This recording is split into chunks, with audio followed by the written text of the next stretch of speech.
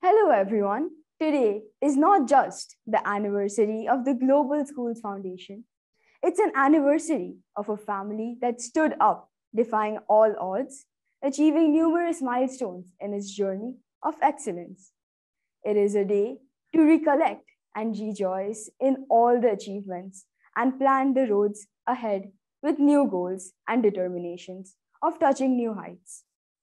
Today, as we continue to celebrate our year long 20th year of the ceremony, we would like to welcome all of you to the Global Excellence Day 2022 that celebrates the foundation day of our school.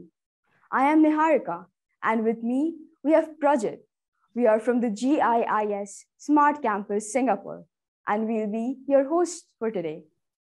Hello everyone, I'm Prajit and I'm excited to be hosting today's event alongside Niharika. While working in major corporation, our chairman and co-founder, Mr. Atul Terminaker, started to observe how technology was evolving and changing the way businesses function. Businesses were racing, adapting newer and innovative technologies. They were finding new ways of embracing technology-based solutions to stay ahead of their competition. He realized the pressing need to prepare the younger generation to be part of the digital revolution and adopted the best industry framework, backed by technology, equipping the students with strong foundation to help them grow holistically. That was how Global School Foundation was set up. As chairman and co-founder of GSF, he continues to adopt newer practices, methodologies, and the latest infrastructure to best benefit students, nurturing them into global citizens. I request Mr. Atul Terminaker to share his thoughts and start the Global Excellence Day. Hello, everyone. I hope you are all excited to be part of the Global Excellence Day 2022, a day which commemorates the founding of our Global Schools Foundation. I think there can't be any better way to celebrate our founder's vision than by having the concept of excellence connected to the foundation's origin. It's good to see our young participants, teachers, and parents at this annual event, which has become a hallmark of excellence at GSF. Excellence Day is meant to showcase the talent and capabilities of students and teachers in all their schools and shine the light on some of the best practices that have enhanced our reputation in the education sector. Our schools have gained a commendable reputation among the quality circles and is now the most awarded educational institution in the world for having crossed 400 international awards in education excellence. Now, as we celebrate our 20th anniversary this year, we look forward to achieving more accolades for the benefit of our students and other stakeholders. The pursuit of academic and intellectual excellence is at the heart of all education, and GSF intends to be a community where a vision for pursuing excellence characterizes and represents closely to every student's school life. And we strive to integrate these goals with high standards of students' academic development. The team at GSF Global Center for Education Excellence has played an immensely big role in helping us achieve these milestones. They brought in the culture of total quality management into the school system, initiated its scale up and automation, and helped us improve the overall efficiency and effectiveness of our processes and introduce good practices like the Kaizen clubs. Our vision to embrace total quality management had allowed us to adapt to any environmental changes so that our students get an opportunity to achieve an optimum level of overall learning experience, leading to a successful career. Furthermore, our core values, which focus on creating the right attitude and agility for learning, and the right information and ethical practices for teamwork, led us to have a visionary approach to adopting these strategic policies. One such important initiative is inculcating sustainability practices among the students and teachers of all campuses and enabling them to become a socially responsible citizen for a better tomorrow. Sustainability provides an important defining element of how we engage to save our limited resources for the next generation. And we are proud to say that we have not only studied ourselves but are well on our way to expanding the footprints in a green and sustainable way around the world. I hope you students would continue to grow with the same speed and quality in the future as more and more newer schools and students and their parents become a part of the Global Schools Foundation family.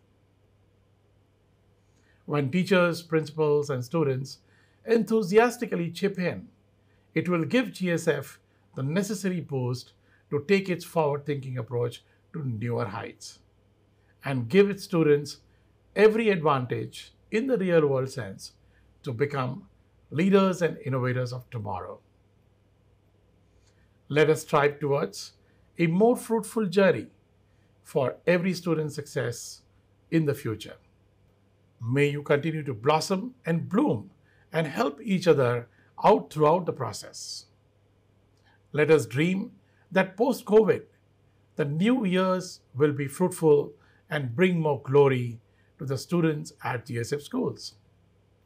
Today is among the early steps in that direction. I hope the Global Excellence Day will bring out the best in our students and our teachers.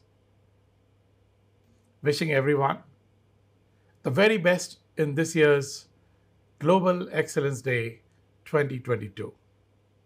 Thank you.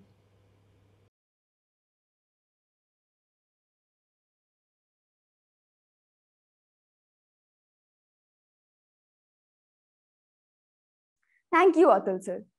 Joel Austin once said, "People of excellence go the extra mile to do what's right." Our guest, Ms. Angelica Franginel, Managing Director and Senior Consultant, ACF Consultancy and Training Services, goes that extra mile to help others achieve excellence. She is International Assessor using Performance Excellence Journey Framework and is resource person, assessor and team leader of a National Quality Award. Welcome, Ms. Angelica Franginel. Thank you and good day. So congratulations for all your achievements and the holding of your Foundation Day celebration and the Global Excellence Day for 2022. It is an honor to be invited as one of your jury members. You are a role model school, truly a benchmark. And to the students, the teachers, including support from your parents and the school and other stakeholders, your projects are all amazing, wonderful. And you went through the process, continue to sustain these initiatives. Your projects are not only helping other students, but including the school, community, and other stakeholders, and not only your country, but other countries as well worldwide. You have done a lot through your project. So again, congratulations on your 20th anniversary. Azim Premji quoted, "Excellence endures and sustains. It goes beyond motivation into the realms of inspiration."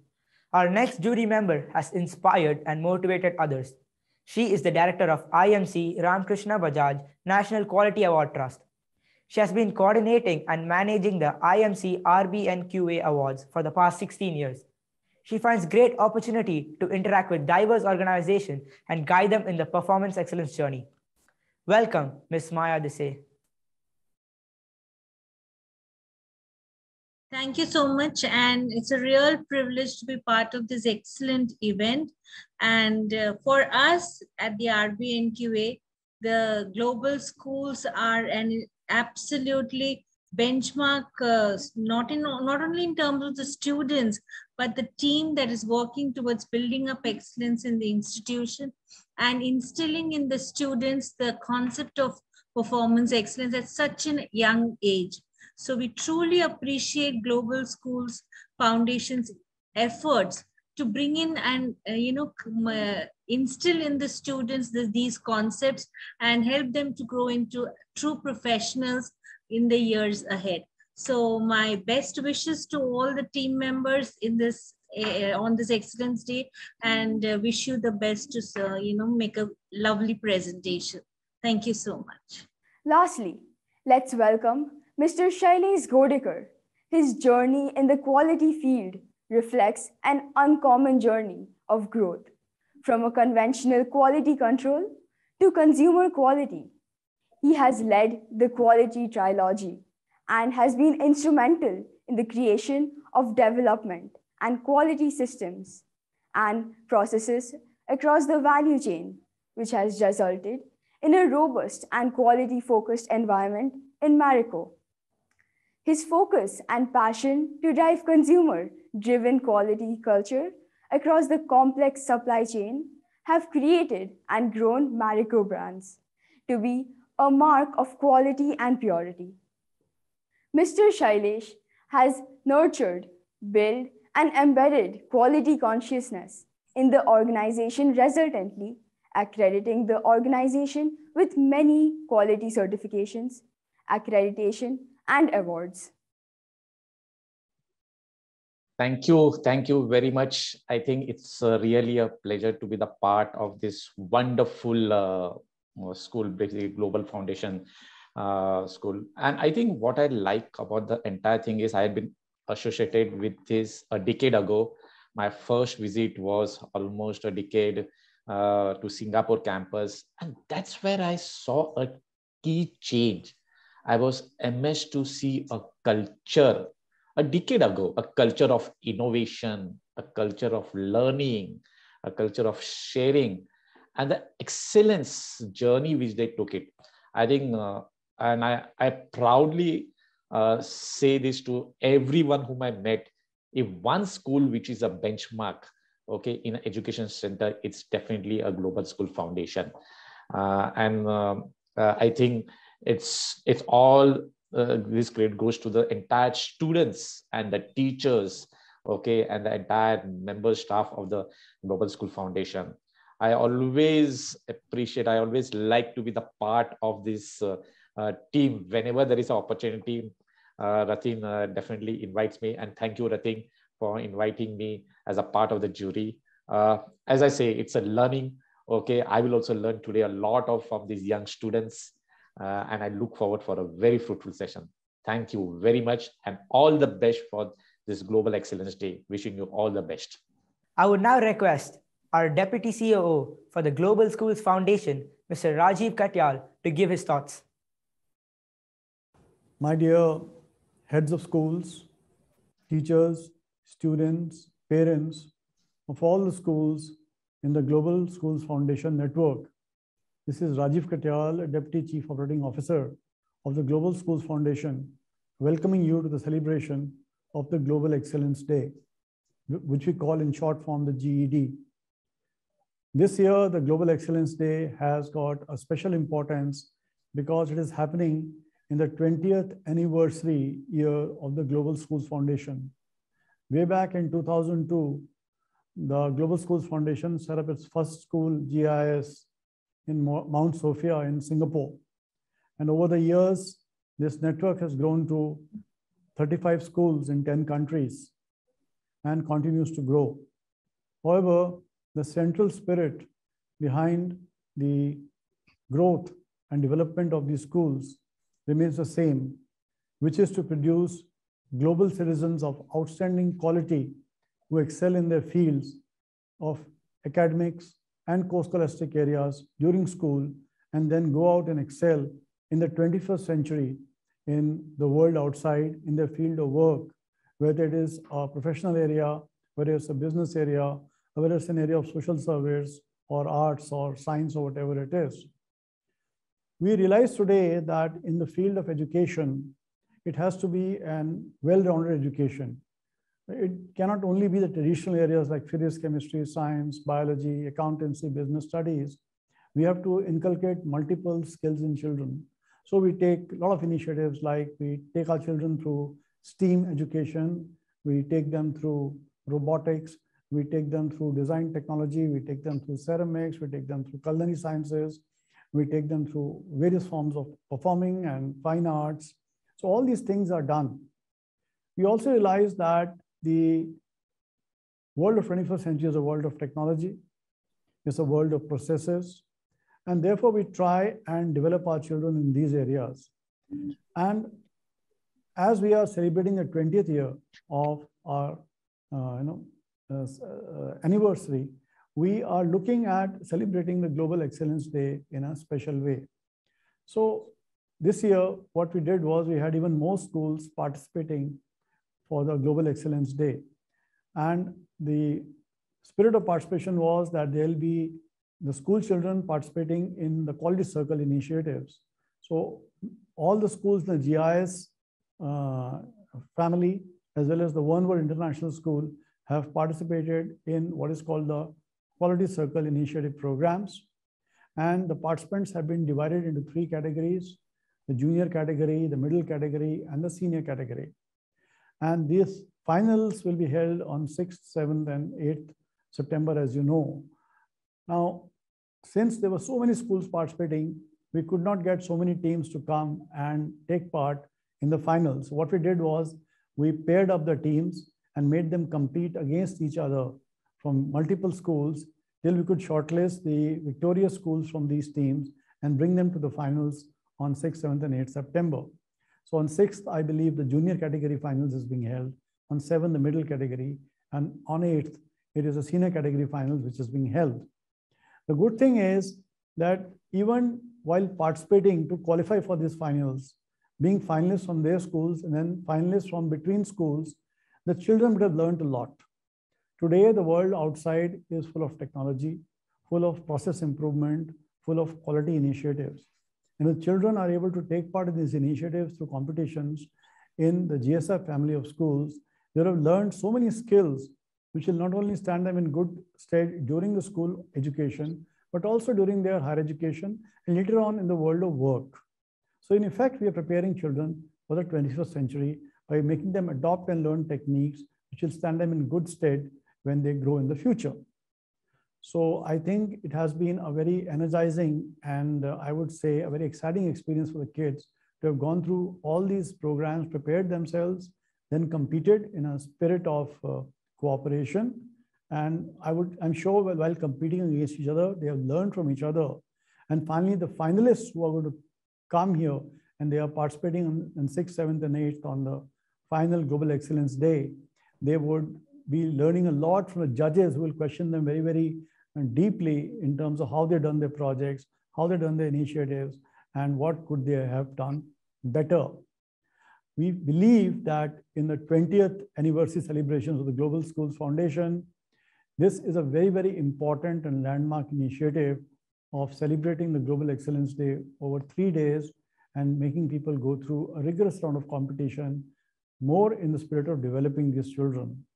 I hope the children have learned a lot from what they've done so far and will learn a lot from participating in the finals, and in the process of which they will ultimately help us achieve our cherished goal of creating global citizens who have an outstanding role to play in the 21st century world.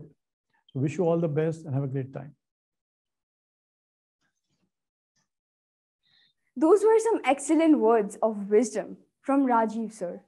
Now, without further ado, let's begin the proceedings. Only with quality people, quality products can be produced and quality services can be delivered. Quality people are those with good and smart characters. Schools are character building organizations, and students are the real products of the education excellence. By introducing quality circles among young students, GCEE develops their leadership personality when they grow and work in the future. GCEE strongly believes that the students' quality circle exercise ultimately develops the personality of young students. As our GSF grew in size, acquiring more and more multiple brands and campuses, we decided to conduct our Global Excellence Day in 2 stages, regional and global. Today, we present the Quality Circle presentation of our champion winners from GI's regional competition and others who are given direct entry as first-time presenters.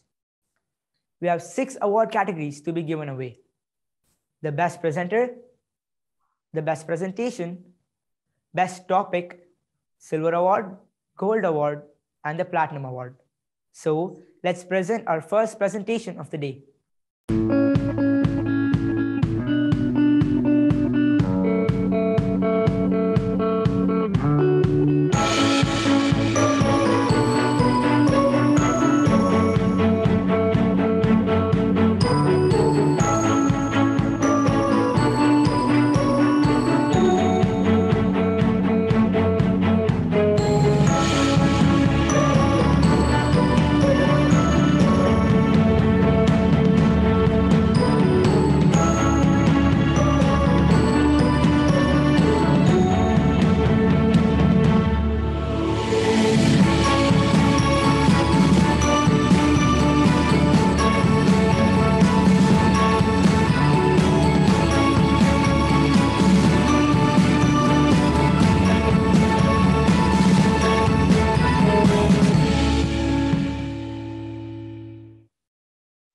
Team Tokyo, in their presentation, has found ways to reach out, a step towards one world through Community Connect.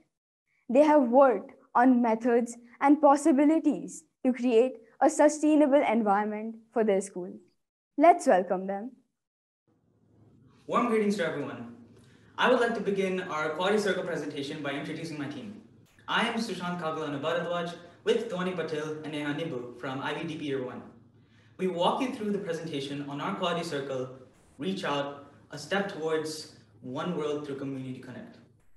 Being the young minds of this generation, witnessing the pandemic and the global peace issues, we feel it's highly important for us to be connected with the local and global community.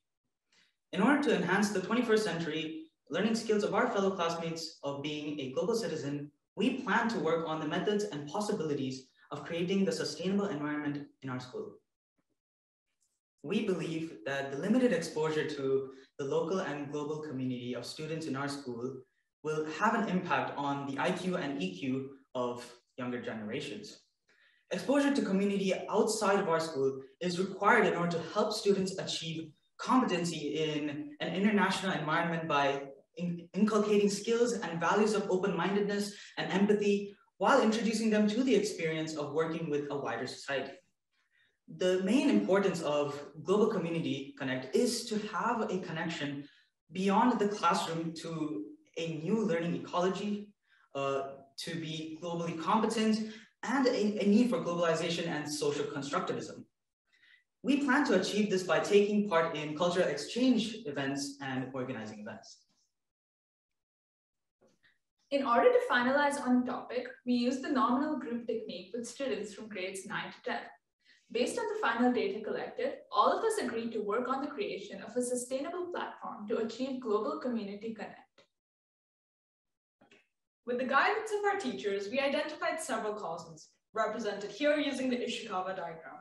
Some causes include a lack of devices, lack of a defined process, limited student-led initiatives, language barriers, the pandemic, and global peace issues. The result of this is a limited exposure to the local and global community. We used the Pareto analysis to finalize the main root causes. Each of the problems justified were assigned with a score and arranged accordingly to the level of impact, information which we got through a survey. We concluded that the lack of a defined process, the pandemic, and the limited availability of devices were the main causes. The DMAIC process was conducted along with the brainstorming exercise to identify a potential solution. You can see the 4 main steps involved in arriving at the possible solutions for each cause. Based on the feasibility and operational challenges, we tried to list out the final solutions. In order to select the sustainable final solutions, we came up with the following criteria. We focused on 4 main goals: to enhance vital skills, to build key attributes, to introduce international mindedness, and to create platforms that would allow students to connect with each other. We identified solutions such as taking part in collaborative projects and conducting educational field trips through research tools such as the Pareto analysis and the A, B, and C analysis. We utilized methods such as individual interviews, student surveys, and brainstorming sessions. Through this, we highlighted 8 ways to identify the final solution. The main challenges we faced were time management difficulties, reaching out to people due to the pandemic, and conflicts of schedule. Along with the guidance and support of our teachers, we were able to address these challenges through the prioritization of essential skills and plan programs, with various aspects being its focal point. Additionally, we have also emphasized the holistic development of students through projects involving SDGs, health and fitness, community services, etc. To implement our plan, we broke it down into 5 parts. First, we organized programs in both virtual and physical modes. Next, we assigned event coordinators to students whose task was to guide them throughout the process of the event. Also, the planning took place at least 20 days before the event to enhance time management. We also ensured that the programs were aligned with the academic calendar across the campuses and curricula. Finally, we discussed the final list of programs with the principal and coordinators to implement the program. The team has implemented solutions by taking initiatives to start significant global collaboration programs, such as a TEDx, a CAS collaboration program, an MUN, and a science discussion forum. An evidence of intangible results achieved is a project we took up known as the Global CAS Collaboration Project of 2022. This was an inter-school project between 10 international schools in 5 countries. Projects as such helped us enhance our interpersonal skills, such as empathy and time management. Students have worked upon topics focusing on Sustainable Development Goals number 2, 3, 4, 5, and 16, which are zero hunger, good health and well-being, quality education, gender equality, peace, justice, and strong institutions, respectively. As you can see in the graph, the number of students participating in these programs has exponentially increased since the introduction of this program. The quality and success of this program can be seen through the parent and student satisfaction surveys. In all questions asked, we received an average rating of 3.8 and above, denoting that students were generally satisfied with the programs offered. And we are proud to share that we have met our target of motivating students to take part in events that enhance this consent. These programs were designed to be sustainable and were aligned with the school academic calendar.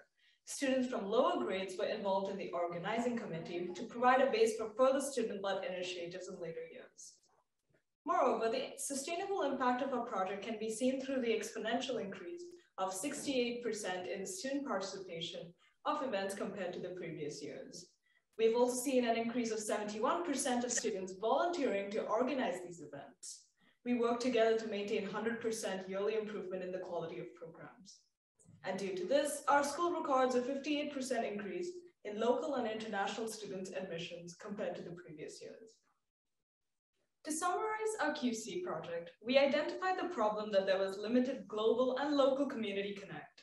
This was caused by issues such as the pandemic and limited student initiatives, leading to the limited exposure to the local and global community. To combat this problem, we increased the rate at which initiatives in organizing global reach programs took place, as well as giving opportunities for students to organize their own global outreach programs. As a result, we have seen an exponential increase in the number of programs on global outreach. Along with this, we have also seen an increase in the number of students taking part in these programs. We have implemented necessary measures to ensure that these programs are sustainable and can be carried out by students in the years to come. Thank you for allowing us to share our Quality Circle project, and we hope that this has laid a solid foundation to all students in our school to become better lifelong learners and global citizens. Team Tokyo, You surely hit the nail on the head. May I now request Miss Angelica, Miss Maya, and Mr. Shailesh to take over the Q&A. Good day. And first of all, I'd like to commend the group for your project on Community Connect. So earlier, and it's shown also in your presentation, in your Ishikawa or fishbone diagram, you mentioned that one item there or one of the factors is the limited availability of resources, right? And you zero in the gadget, Would you like to further elaborate on this and mention to the group how you were able to address this challenge? So basically, I think what we meant in that Ishikawa diagram was that the limited availability of resources is because, well, like a lot of global community connect requires resources such as laptops and Zoom and stuff to connect to other communities, right? So there was not just like a limited availability of like physical resources. There was also like students weren't really familiar with a lot of this technology. They couldn't really, they weren't very comfortable with using this. Many of them didn't really weren't aware of some apps that they could use to make working online or working with communities across the globe easier. So one of the ways that we helped to work through this was that we spread awareness with students. We used it more within school, which of course, because of the pandemic, we also had to use it. So because of this, students were more comfortable with using this stuff. That's, yeah. Okay. Okay, just a follow-up question, and then I'll turn over the floor to the other judges. What is the connection of this to the project now? Because one of the solutions that you've made, right? It's about the Global CAS Collaboration 2022. Okay, which actually resulted in an increase in the programs focusing on the global reach out.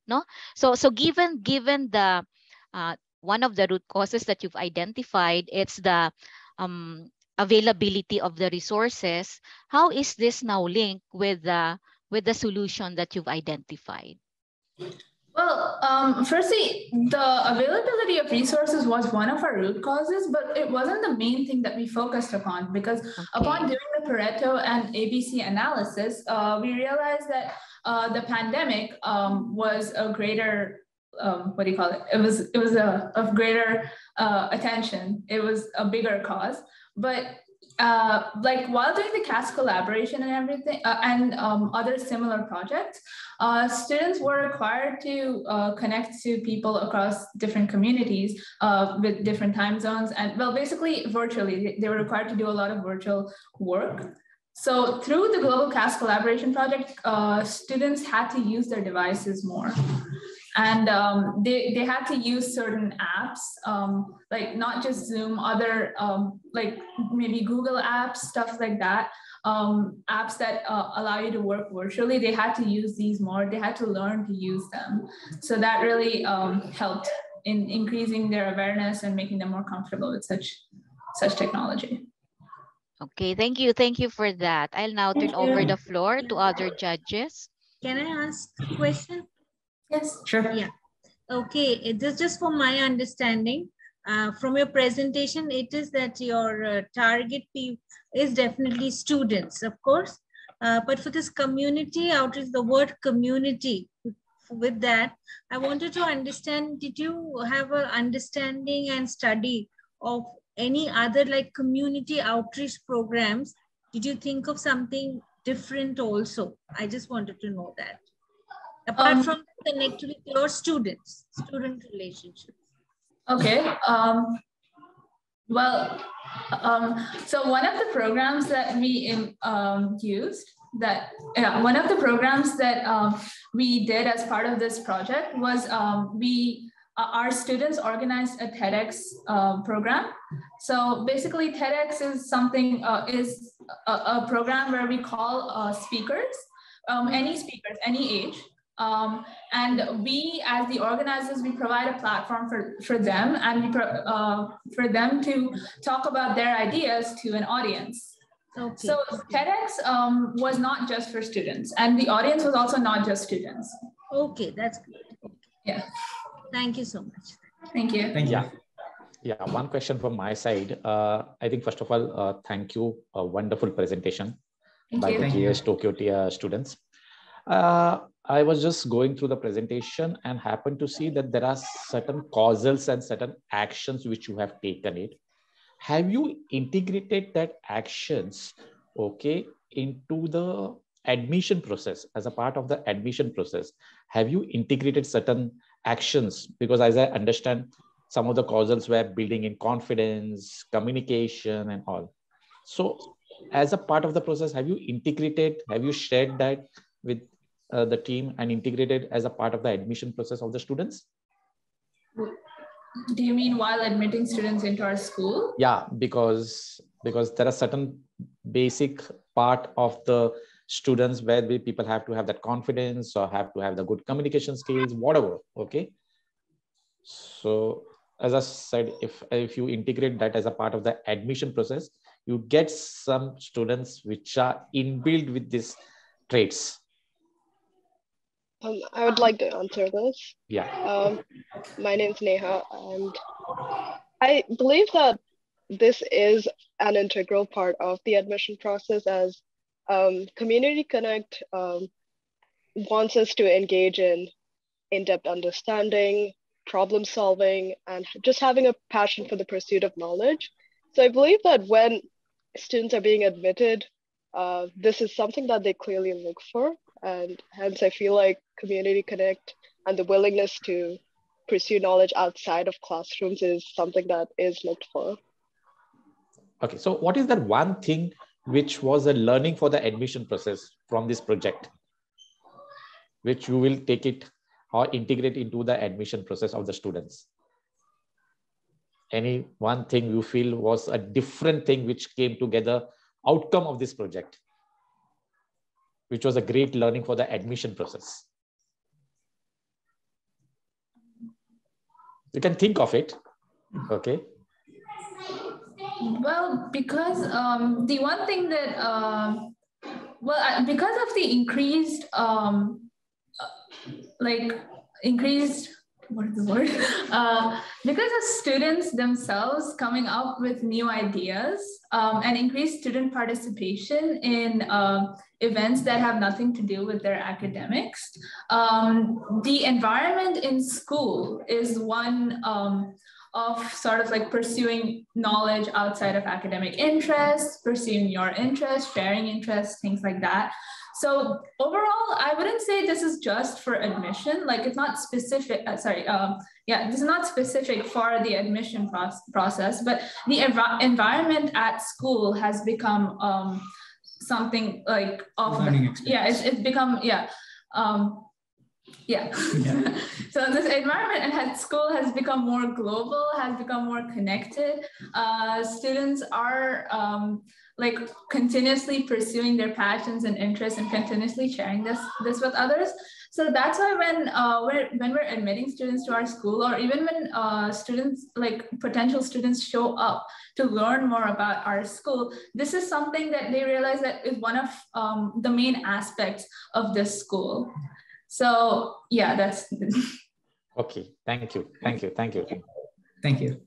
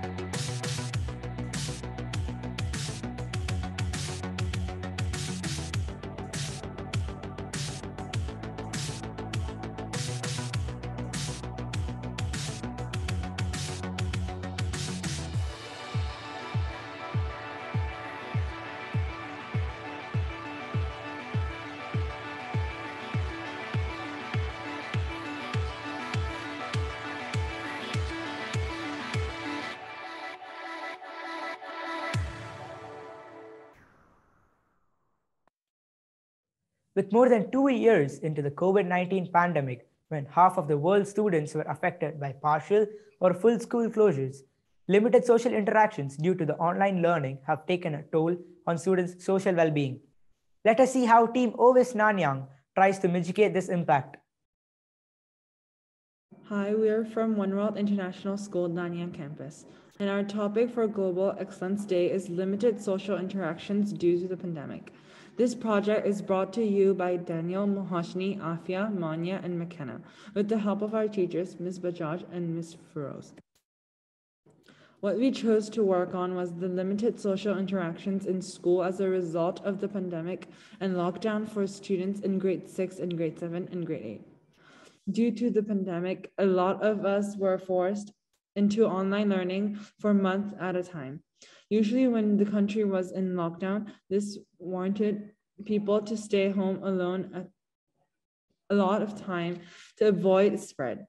As a result, social interactions were very limited, and then when school started, it was bursting with people we had not seen for what seemed to be in a century.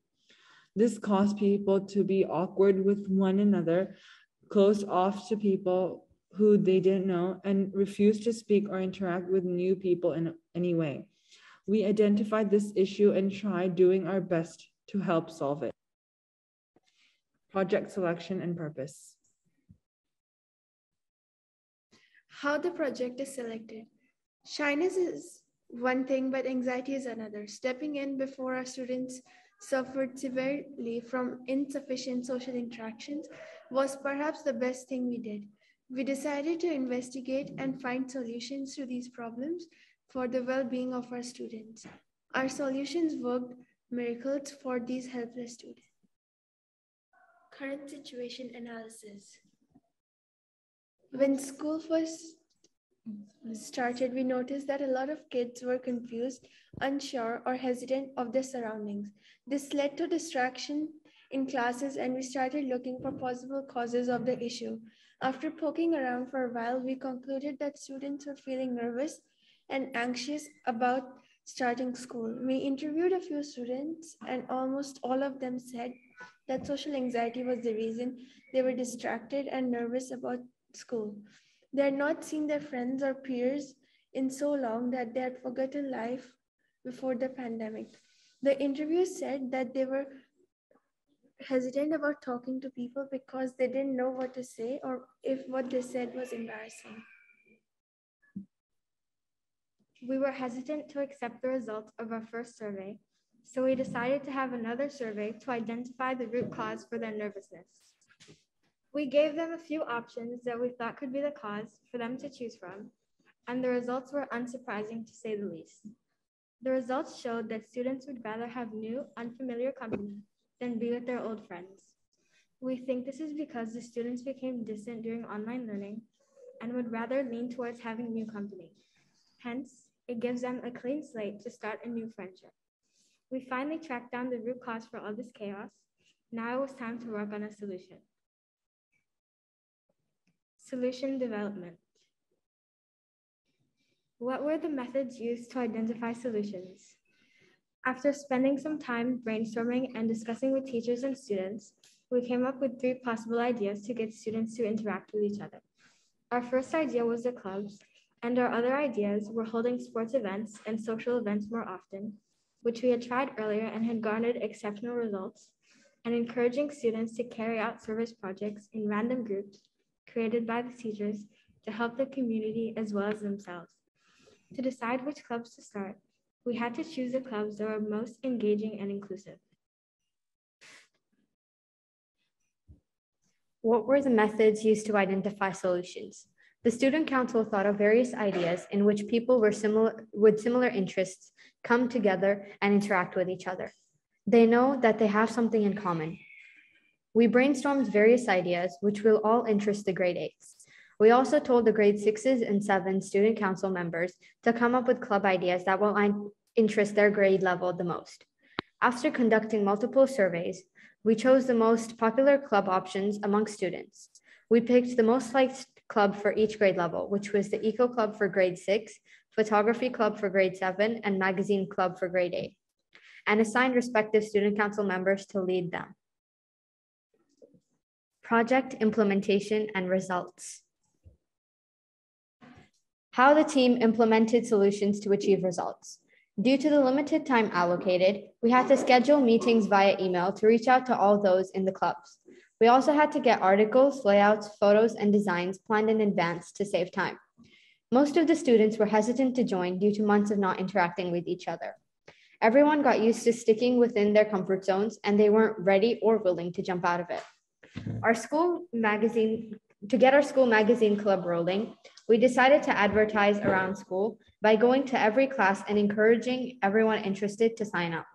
We helped those with similar interests join, share, and interact with students their age to improve the situation we had with COVID, where we were all closed off from one another. How the team implemented solutions to achieve results. Our tangible results were observed through our survey when we received an overwhelming response on our sign-up survey. On an average, out of 37 responses, we were only able to accept 16 people. Our intangible results were observed when we saw students showing more interest and enthusiasm in the clubs. We also observed how students enjoyed the social session, which encouraged us to work on making the clubs a success. We believed that students could discover new passions and interests, improve mental health, gain teamwork and leadership experience, and increase bonding across grade levels. Meeting our expectations, everything went as planned against all odds. We were able to publish our magazine and finish all club activities on time since the clubs only ran 4 sessions. In summary, our problem was that there was limited social interaction among students. The cause was the COVID-19 pandemic. Our solution was forming clubs to encourage students to interact with one another, and the result was that students became more outgoing and courageous after stepping outside their comfort zones, and students with similar interests interacted with one another and formed friendships with new people. Thank you.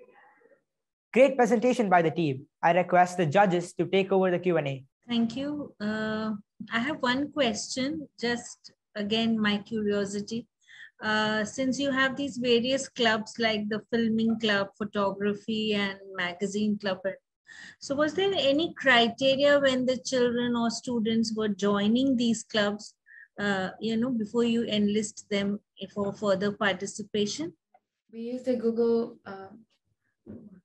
the Google survey. Okay. We asked them like a few questions, and based on that, we selected those that were the responses that seemed the most accurate. Okay, thank you so much. Not accurate per se, like the people just showing more interest than the ones giving one-word answers or just not showing interest at all. Oh, great. Thank you so much. Yeah. So one question from my side, basically, I think wonderful presentation. Okay, students. I think I heard you saying that the outcome of this project, the result of this project was that students become more courageous and had new friends. Okay. I want to understand the various clubs which you had formed, whether it was a magazine or the photography or an eco club. Was there any learning from that? Okay. Other than what you have said, courageous and new friends, which again, you plowed back into the system. What was any learning? Because students participate in the eco club, they participate in the magazine. Was there any learning from that club? Students were participants. They learned how to collaborate with one another. They learned how to be open-minded, to accept other people's ideas. And they learned how to be communicators. They learned how to talk to one another, to express what they're feeling. And we, as the people who led the clubs, we learned how to manage the people. We learned how to manage our time. We learned how to be leaders, and we also learned how to communicate with a larger audience than just the 4 of us and our teachers. So what was 1 or 2 key things which came out from the learning, which came out from that clubs, basically? That they learned how to be open-minded, to accept other people and their ideas, and not just be closed off in their one area, which is what the clubs were aimed to do. They were aimed to allow students to open their minds and accept people and talk to them and just socialize in general. So we achieved what we had started out to do. Thank you. Okay, you're done, Shalice. Okay, so first of all, congratulations for reaching the stage, and also congratulations for walking the talk. You're listening to the voices of the students, no? So my question is more about the tools that you use. You mentioned that you conducted survey, right? However, the first survey, you mentioned you did not accept the results of the first survey. Maybe know how come you did not accept it, and given that, what are the lessons that you learned out of this? I'm referring to the conduct of that survey. We didn't accept the first survey because people said that they were nervous, not the reason why they were nervous. We wanted to find the root cause for their nervousness, and that's why we didn't like not accept it. We used that to expand and investigate further on the cause of their nervousness. Okay, We so needed more details go ahead, based go on ahead. like we needed to get more details because the responses were too vague for us to figure out what we should do next. So we conducted another survey, and that's when we got the results that we were looking for. Okay, so when you mentioned you conducted another survey, did you do any improvement, changes in the questionnaire, in the survey that you used the second time around? Not questions not present in the first survey? Yeah, we did. We asked them what was the reason they were nervous, and we gave them a few options to choose from. They're on our slides and our graph, but a lot of them said it was because they were afraid of meeting new people because of the lockdown, because of the limited social interactions. Okay, so thank you for that. No, it means that the one that you did, your team, you evaluated the effectiveness even of the instrument that you're using, and given that, you also mentioned that you did some improvements. So thank you for letting us know about those things, about those details.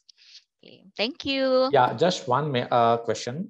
I assume that this survey, these clubs are now the part of the process and they are ongoing, right? It was not only now. We're actually restarting the clubs this year because we're like 1 or 2 weeks into school. We are sending the email out with the signups this week, and we're doing it after school so we can have more people and they don't have to give up their break time or lunch time to be in the club. Okay, fine. Thank you.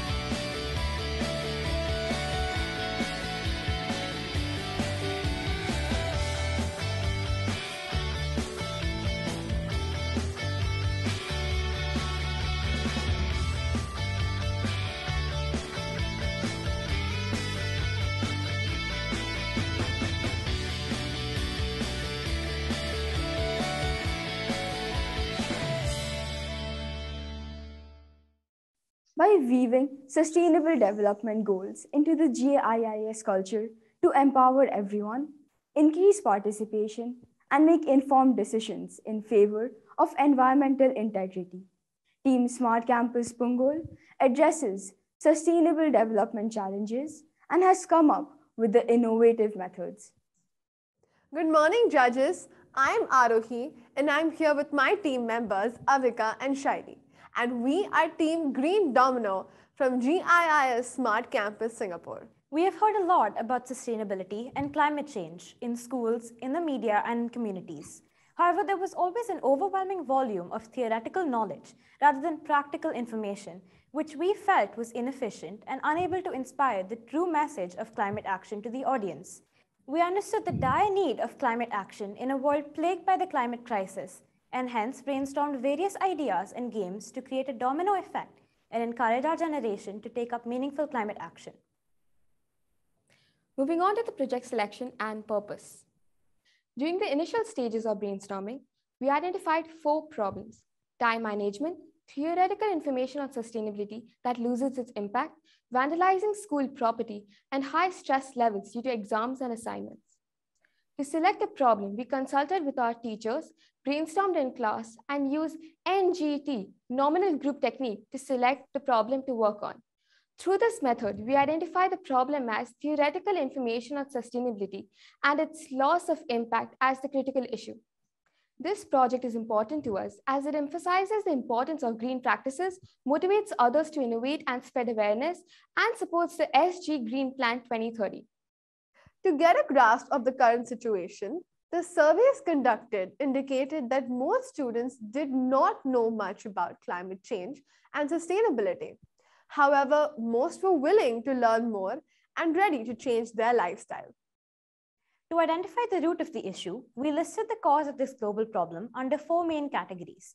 These were external factors, methods of teaching and acquiring knowledge, human input and misuse of materials, and lack of innovative solutions, as seen in the diagram shown.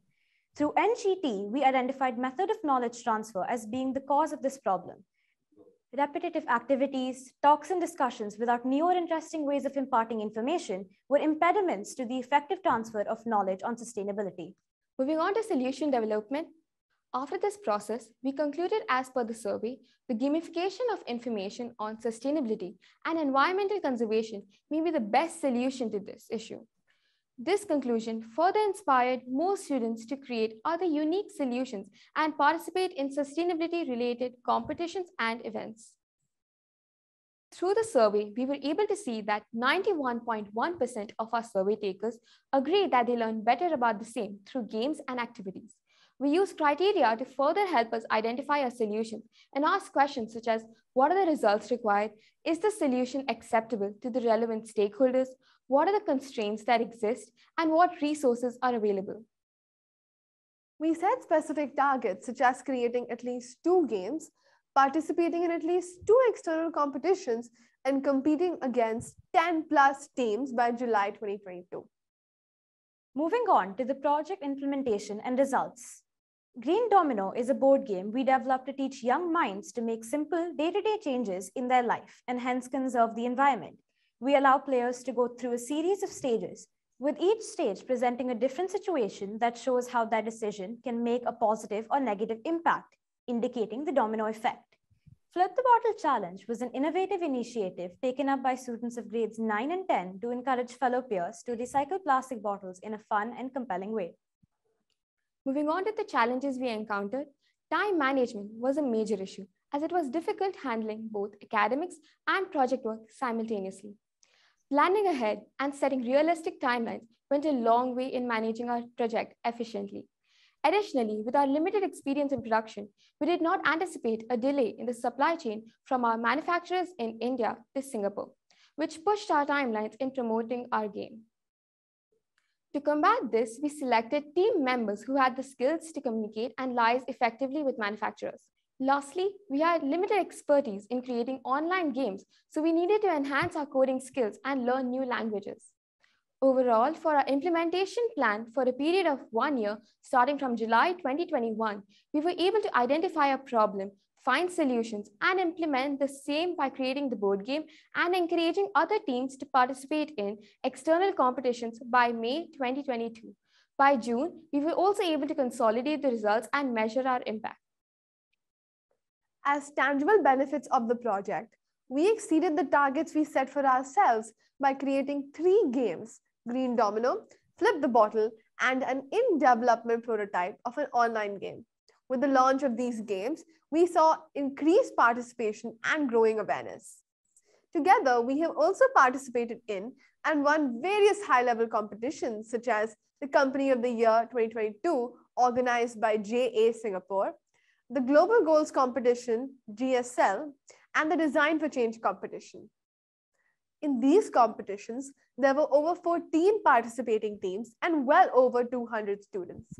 We also launched our game Green Domino as a business venture, which was able to produce a profit of $352, from which a particular amount was donated to the NGO we had collaborated with, and the remaining is kept for future investments. The overwhelming love and support we received from the school, community, and our mentors, and the competitions for our project has made us even more excited to continue this journey to greater heights. We aspire to keep promoting hands-on learning of sustainability through games rather than conventional modes of teaching through books, presentations, etc. We plan to strengthen collaboration with external stakeholders like schools, nonprofits, influencers, all beyond national borders, to promote the concept of sustainable living to other youth from around the world, creating a domino effect. Thank you for listening. Smart Campus is the future makers for sure. What an interesting presentation. I now request Ms. Angelica, Ms. Maya, and Mr. Shailesh to take over the Q&A. Thank you so much. First of all, congratulations to the team for succeeding in all your target meeting and everything. Great work, great work. But I have just a curious question. There was something mentioned called vandalizing school property as one of your challenges. I wanted to understand that better. Yeah, so first of all, good afternoon, ma'am and sir. I'm Arohi, and these are my students. Yeah. So to answer your question, vandalizing school property, yes, we did see some students were, right on the tables and chairs, and also like in the washroom. So this was a challenge, and we wanted to address it at the root cause and promote like a positive atmosphere in our school. And as students, all the challenges we identified was something that we faced. And from our experience, we wanted to, promote positivity. And as students, we could inspire others and create a change. And that's why out of the 4 challenges we selected that we faced as students, we selected theoretical knowledge and sustainability as the major one that should really be addressed. But any work was done on this, which was, giving good results on this vandalizing? We didn't really address it because the school had their own rules and policies, and the staff would, they had some projects in place to, address this problem. Okay. Yeah. Thank you so much. Thank you. Okay. Good afternoon. Good afternoon. And thank you for the presentation. And first of all, I'd like to congratulate you, the students. No, you're very creative. And then your project resulted in joining in the international competitions, as well as it helped you with the business venture, right? Okay. Yep. Okay. Thank you for that. So my question is more on the challenges that you face while you are implementing the project. Okay, wherein you mentioned that there's innovation there because you designed the games. Am I correct? Your group is the one who designed those games? Yes. Yep. Okay. And then it was also mentioned that one of your challenges in the implementation, it's your lack of experience when it's come to manufacturing processes and you mentioned their mass production styles. How come you mentioned mass production styles? Is there a plan really to do this on a bigger scale? Can you elaborate on that? Anybody from the group? Yeah, so as a part of one of the competitions that we all participated in our implementation plan as well, which was COY 2022 and 21, which started actually last year. One of the things we did was actually manufacture our game, not just design it and actually sell it. Therefore, the profit margin we actually already explained in our presentation. And in the process of actually manufacturing, we realized that because of our lack of experience, it was really holding us back because we didn't know who to contact exactly and what kind of tools we could use, what sorts of methods we could implement, and how to manage our budget as well. Because as students, of course, we had very limited funding. And so during this entire process, we realized that working together and delegating to the right people in the team itself really benefited us. And that also really motivated us to think about the future, as you mentioned. And so as a team, we decided that post graduation, so perhaps next year, the year after that, we plan to actually host this as a proper business venture, not just a small school-based business that had a very limited budget. We plan to invest by ourselves as well, not to stop the project as and when we graduate. And to add on to Avika's point, your question about the different styles. So to combat the issue of having limited experience, we had contacts in India, like suppliers especially. So through our parents, and I think they were also like our school teachers, parents, staff, they all were like really involved in this process as well. And they helped us reach out to the right people and get our board games manufactured in that way. So I think contacts and just reaching out to as many people as possible helped us do it. Thank you. Thank you. That's great. I think wonderful presentation, team. Okay, it was wonderful to see. I think what I liked about the entire thing was the mindset that school can be a profit center. Okay, and I heard you saying that you generated revenue, which was donated to an NGO. I think the beauty of the entire initiative was that. Having said that, I also heard you saying that there was a delay, okay, in execution. What could you have done better to avoid this delay in execution? I can answer that. So when we say delay, it was because mainly of the pandemic. And as students, we didn't really anticipate that delay in the supply chain for the product from India to come to Singapore. So, and we did have like a small delay of maybe 1 week, but because we planned well in advance and we had a lot of buffer time, we didn't really suffer because of that issue mainly. It was just a small issue. It didn't really hinder our process of promoting the game and selling it to students and just creating that change in school. So I think just anticipating such kind of challenges, it's all unprecedented stuff. And it's also in the real world, you have such obstacles thrown at you. So planning well in advance, which we did, and we do plan on, doing it further, continually doing it in our ventures after this as well. Yes, so I think staying ahead of the schedule was really beneficial for all of us because we decided as a team really early on that we would move collectively faster than what was deemed necessary at that point, according to our timeline. And so we were about, I think, a month earlier than needed. So even the 1 week of delay because of customs and just the packaging not really arriving perfectly on time, we were still in our timeline. We didn't really have any problems with it, and it didn't actually create any major issues. So this project was for running for the 1 year, right? If I can say June 21 to the execution was June 22, right? Yes. If I have to short circuit that, could this project would have happened in 6 months by some innovative thinking or 8 months? So specifically for Green Domino, the board game, not just the team at least, the actual implementation and designing of the entire board game and the manufacturing and the sale at the end of it, it actually took less than 6 months. So that segment was very much within the timeline. We were quite ahead. And in terms of doing the entire project in 6 months, I'm not too sure because our project was not just manufacturing the board games. The entire aspect was also creating change, and since it's like changing the attitudes of people towards this issue like sustainability, it's so important for us to give enough time to reach out to as many people as possible and inspire them to create those small change that can like create a big difference, right, in our school community. So we needed that time, and such projects take time, but I think finally what matters is reaching out to as many people as possible, spreading awareness, and then actually creating change. So yes, in that sense, it was really important for us, and we were able to do that at so many levels, so exceeded our targets, as we mentioned that before. Thank you very much.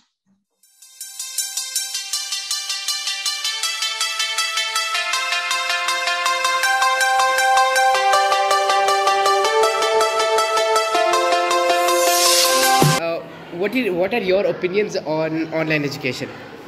So before the pandemic situations, we never expected that this kind of situation will come in our life where we need to go for online education. But the situation taught us that with the help of online education also, our learning process did not stop. and we can continue. So it's not comparable the offline and online educations, but yeah, it is the options for those who are not able to continue the classes, the physical classes. So that's also can be considered as an option. I think that's it. Okay. How was the 2 years of online school beneficial to you?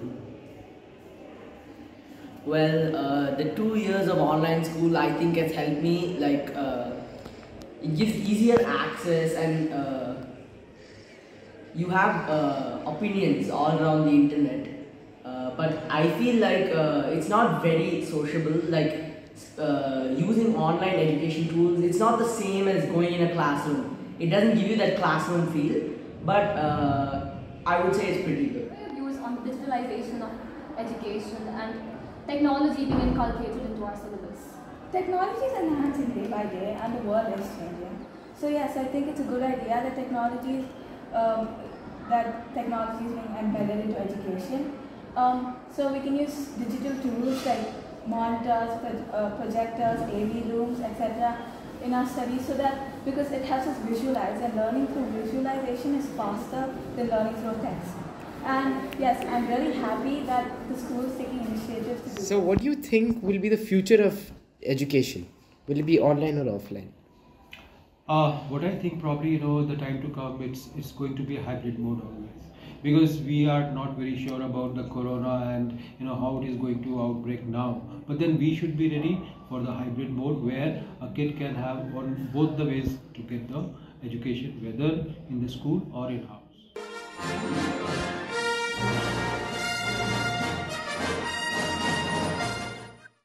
Technology has developed over the year, and so has education. Team Whitefield is hoping to see a change in the education sector in the current era of digitalization. My name is Ojas. And I am Atika. We are 9th graders and are from GIS Whitefield. This PPT is not only for watching, but for a change. Me and my teammate hope that our effort could affect even a sliver of difference to our education system. We have taken up the problem to be the digitalization of the new dimensions of education. Technology has been changing in one way or another since the beginning, and we all have been a part of it. In 2019, the world was stuck with a pandemic deadlier than so many others. All education centers had been shut down, so no one could attend them. For the first time, no one knew how the students were going to study. This is when the term online school was introduced to us. So many creative ways of education were already thought of, but this was peculiarly different and unique as it allowed the students to use information on the internet, the worldwide internet, and sit at home and attend school in front of a screen. This mode of education was used for almost 2.5 years. The thorough research to find a topic related to the problems students were going through, the both of us went with a survey to find out what is a real problem lying in digitalization of the education. As our study shows, most of the people who responded to this survey were from 9th standard. Out of all the responses in our survey, 45 respondees believe that technology is a key component of the education system. With this information, we can infer that a majority of our research group felt that offline is better, with a strong number choosing online.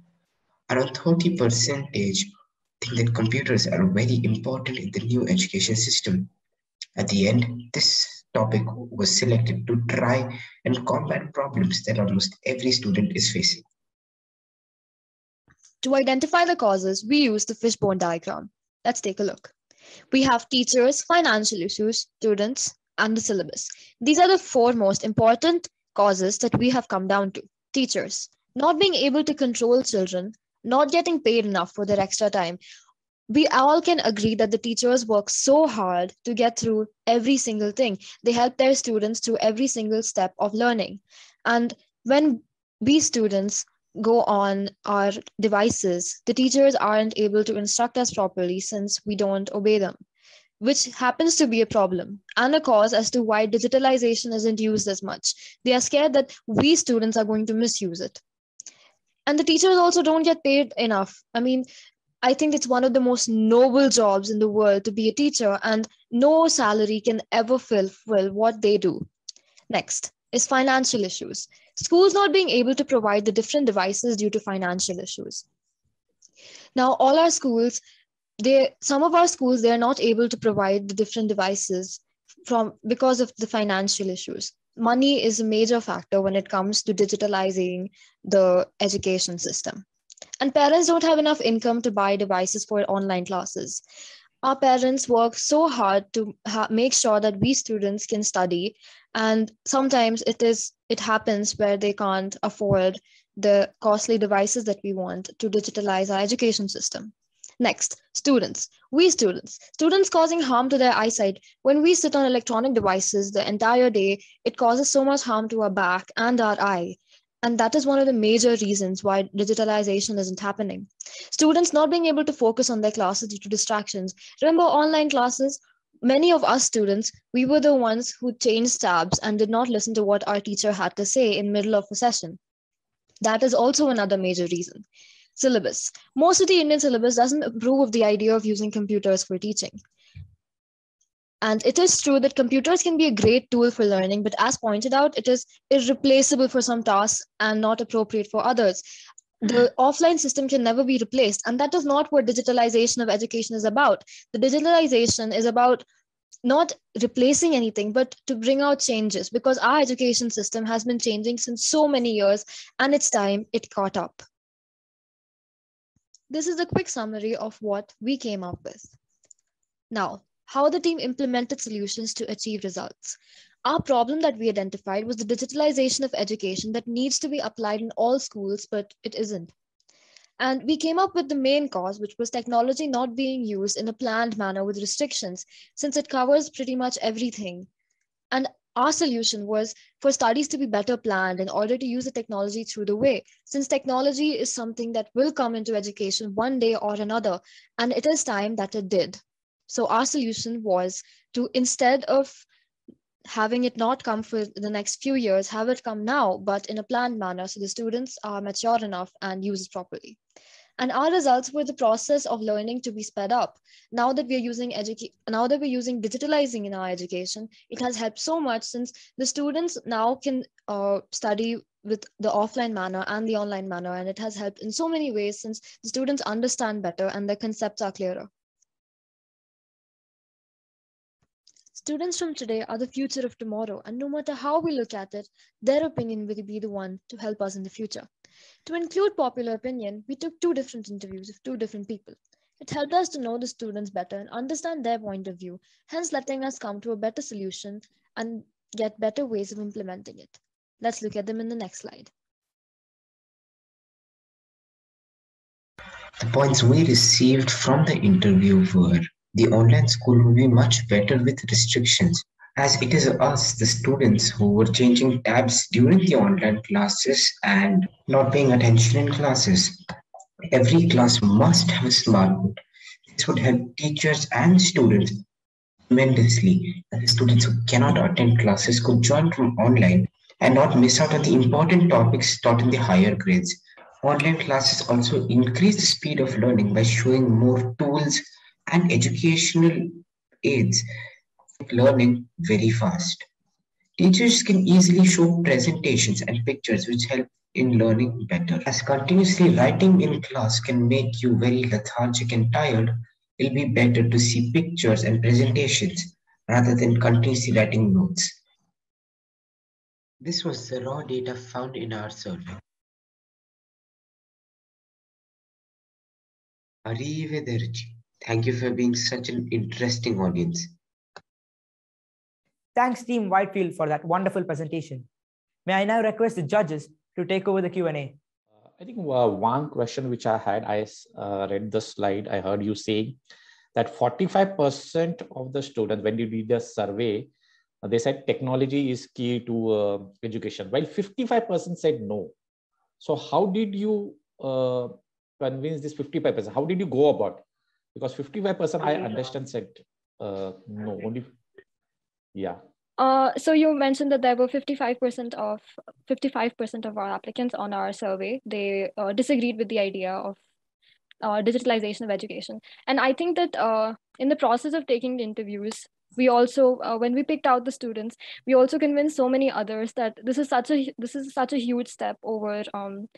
This is a huge step for changing our education system, and I think that technology is a medium, and it's time that it was inculcated. And I think all the students agree with me, because somewhere inside all of the students, I think my age, maybe less than my age, and even my seniors, we all use technology so much that I think they agreed that it would be easier if it was inculcated. And we also convinced them otherwise, because their reasons for why they thought it wouldn't be a good idea for technology to be inculcated, we addressed those as our causes and we worked on them. That's how we convinced them. So what were the 3 things which you did differently to convince them? How did they agree? Any top 3 things? I think that the people who we wanted to convince, we sat them down and we spoke with them. We addressed them as a group, and we spoke about how technology, it was going to come one way or another, and change is the law of nature. So that was one of the major things we addressed, that one day or another it's going to come in, and I think that it's best if we address it with happiness instead of trying to push it away. Since I mean, my team, we focus on encouraging this change, and we help them to understand, to encourage it as well. That was one thing.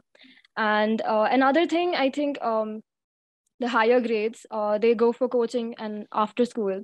And I think it was very helpful. We made them understand that if it was online or hybrid, they could actually go in half day and they could attend school and not miss out on syllabus, whilst they still go with their other coaching and whatever they wanted to study, since they're in higher grades and they need more help and assistance. I think that is one other way we convince them. And I think, yeah, those are the 2 major things that we help them understand. Thank you. Okay, thank you. Okay. No questions from me. So yeah, Angelica, you okay, can take it. yeah, okay. Thank you, Maya. Thank you very much for to the group, no. Thank you for being very transparent regarding your presentation, no. Looking at the concern regarding not utilizing the technology. I as a judge, I was really looking for concrete action plans and programs. Actually, a follow-up question from what Shalice mentioned, because in your outcome, it was mentioned there that it speeded up the process of learning, correct? That's the one that you placed there. However, it is not that evident the action plans and programs that you did to speed up the learning. Where can we see, as we all know, in the quality circle process, we need to identify the action plan taken. The what activities, okay, did you implement aside from the coaching and counseling intervention that you mentioned, no? So the what should be there. Who did it from amongst you, okay, as a quality circle group? So what, who, and then when, the timetable. Can you walk us through that? What are the activities that you really implemented to speed up the process of learning in order to address the problem of not utilizing the technology or the digitization aspect? Yeah, to start with, there is no catalyst for us. We are just students. There's not a lot we can do. So this is just the first step to start a domino effect or a chain reaction. So that if at least we start something, maybe after this, the school could help us to make like education be better for everyone. Because it's not, we are the students of the future. They have to help us to be better. That's a point of education. So there's not a lot like students can do right now. And I think one of the things recently what happened in Bangalore, there has been heavy rainfall since the past few days, and we are not able to attend school.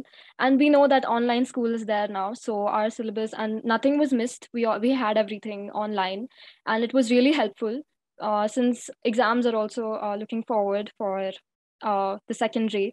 And I think that nothing was missed since we had all our revisions, everything online, and that was very helpful. So I think that is one of the things that our school, they took that initiative to put it on online school. Yeah, thank you. Actually, we are really appreciative of your effort at your level as a student. Right now, I can feel your passion to be able to deliver and to contribute. And you mentioned you're in the early stage of implementation. However, the moment you participated, it is already an indicator that you really want to help. So kudos to you, are the students. So thank you. Thank you so much, ma'am. Thank you, ma'am.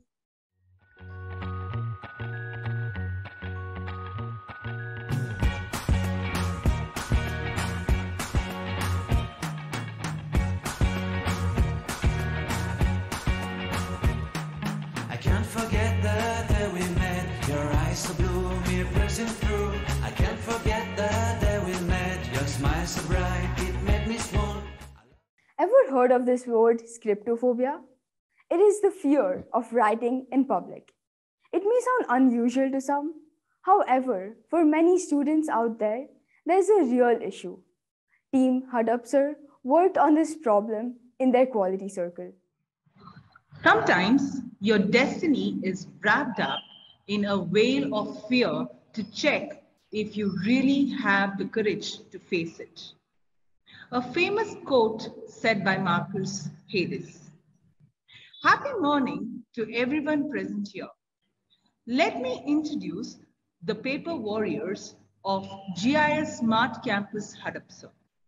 Ishita Gupta, who would be taking us through the problem. Garg Joshi, who would explain the process of project selection, and Kushagari Saxena, who would lead the team to the methods of implementation and solution. Over to Ishita. Thank you, ma'am. The overwhelming pressures of exams tends to make students forget what they have learned. Is it time management? Enhancement of writing capabilities that will make us score better marks? How the project was selected. The teachers observed the class and had brainstorming sessions on the reason for low scores of the students in their subjects. During the class observations, it was found that students were showing disinterest towards writing long answers.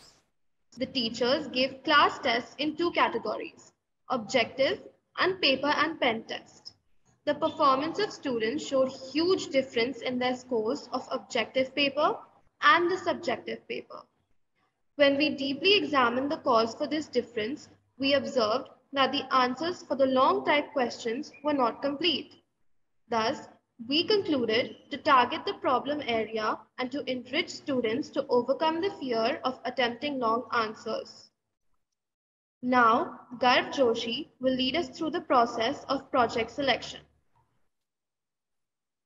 Thank you, Ishita. The first step in solving a problem is admitting that there is a problem to be solved. We also investigated the arising issue. There are many factors responsible for students to opt out from writing long answers, which led us to choosing the topic, low scores of the students, their incomplete notes, along with incomplete answers in the exam, which led to the main source. Now, Kushagri Saxena will lead us through the methods which we used to identify the causes. Thank you, Garg. It's rightly said that when we can identify the problem and face the problem with confidence, the solution is on the way. We know the problem area and we stated to validate it through class test papers. While class observation, we saw students not taking part in the classroom discussion. When it came to recalling, we were not able to recall essential key points about the topic taught. The COVID fever also affected us academically, as the quality of our handwriting had worsened, making it difficult for comprehending the answers, which in turn led to lack of interest in completing the notes.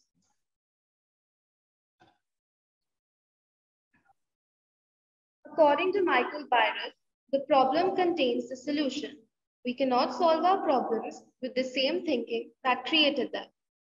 With lots of analysis, we tried to target the problem section-wise.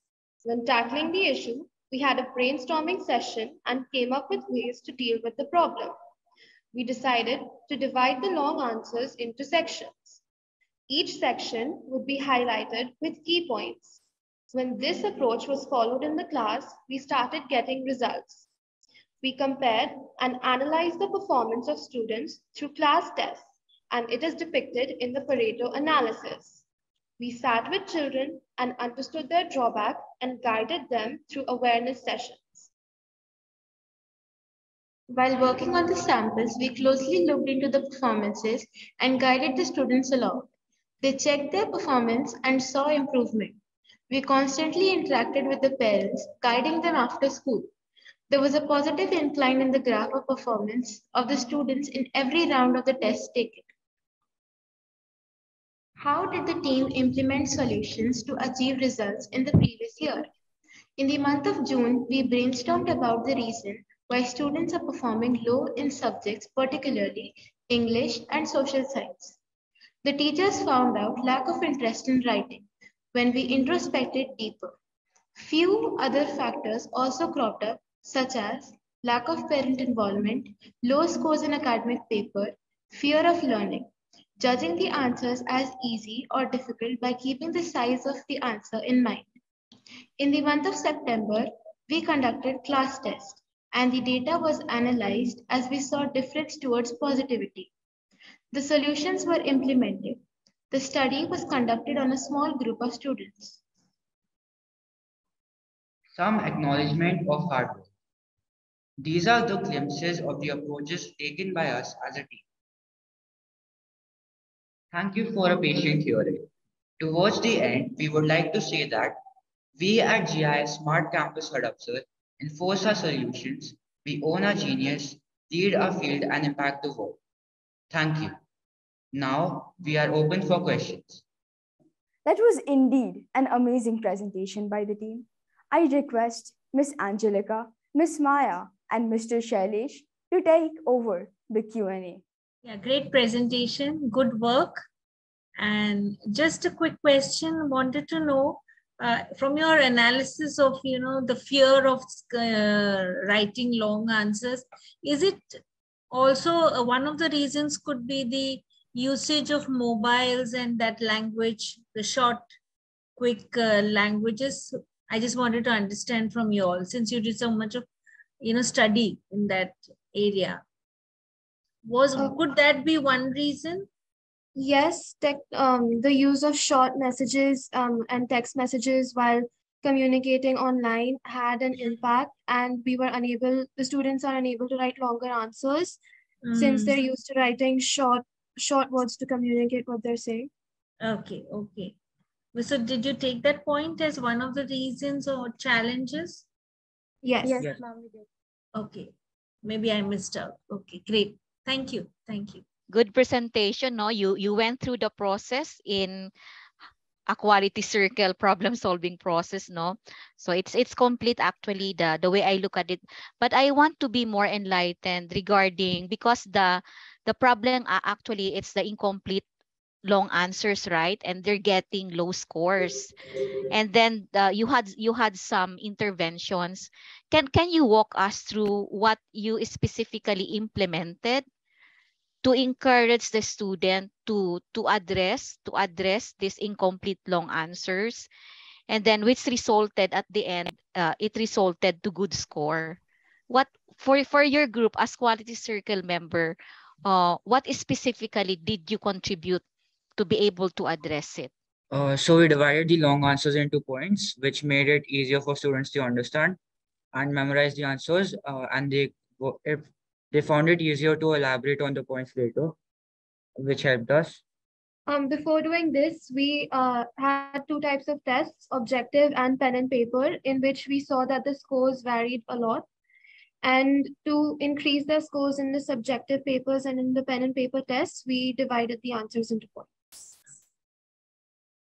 Okay, so it means that the questions you divided it also, and then this is in collaboration with the teacher, right? Yes, we had multiple brainstorming sessions. Okay, and what may we know the feedback from the teachers? For feedback part, we had taken parent feedback as well. So parents were quite happy from both the tests. They had seen a huge decline when we had not done this project. But after implementing our projects and solution, we could see students were writing more long answers and they scored much more better marks in exams. So parents were happy. Our teachers often used to talk with us that why are your scores so low? Why are you unable to write? And then after we started dividing the answers, and again, when the tests were held and the results came, our teachers were very happy with our results, and we had discussions in class about it. It is not completely over yet. It is an ongoing process and it is still continuing. Okay, so congratulations for actually, even though it's still continuing or ongoing, you can already see the results. So you sustain it, you go on with it. Thank you, students. Thank you, ma'am. Yeah. So I first of all, I liked the project team name, basically Scriptophobia, right? Okay, that's a wonderful team name. Okay, I have one question. You seeing the data, you said there was a 10% incremental increase between before and after, right? You present test 1, test 2, test 3. Yeah. What was after implementing this? Was there any increase in the academic score of the student? Yes, sir. Yes, sir. Yes, sir. What was that? There was a lot of increase in our. Can you again take the laptop there? Yes, sir. Yeah. Yes, sir. So after implementing our solutions, we saw a huge increase in students' academic scores. So the overall percentage of the students increased. So what was that? Oh, before and after? When I'm seeing in the test, when you said 10%, before and after in the academic score, what was the increase? Sir, it was 10% increase. So that was the score which you presented, increase in the academic score? Yes. Yes. Okay, in the test. Okay, okay. And fine. as we said, we still want to see results in the coming exams. So yeah. May I add on? The average before was 60. Out of an 80 mark test, the average before was 60, and the 10% increase resulted in an average score between 70 and 80. Okay.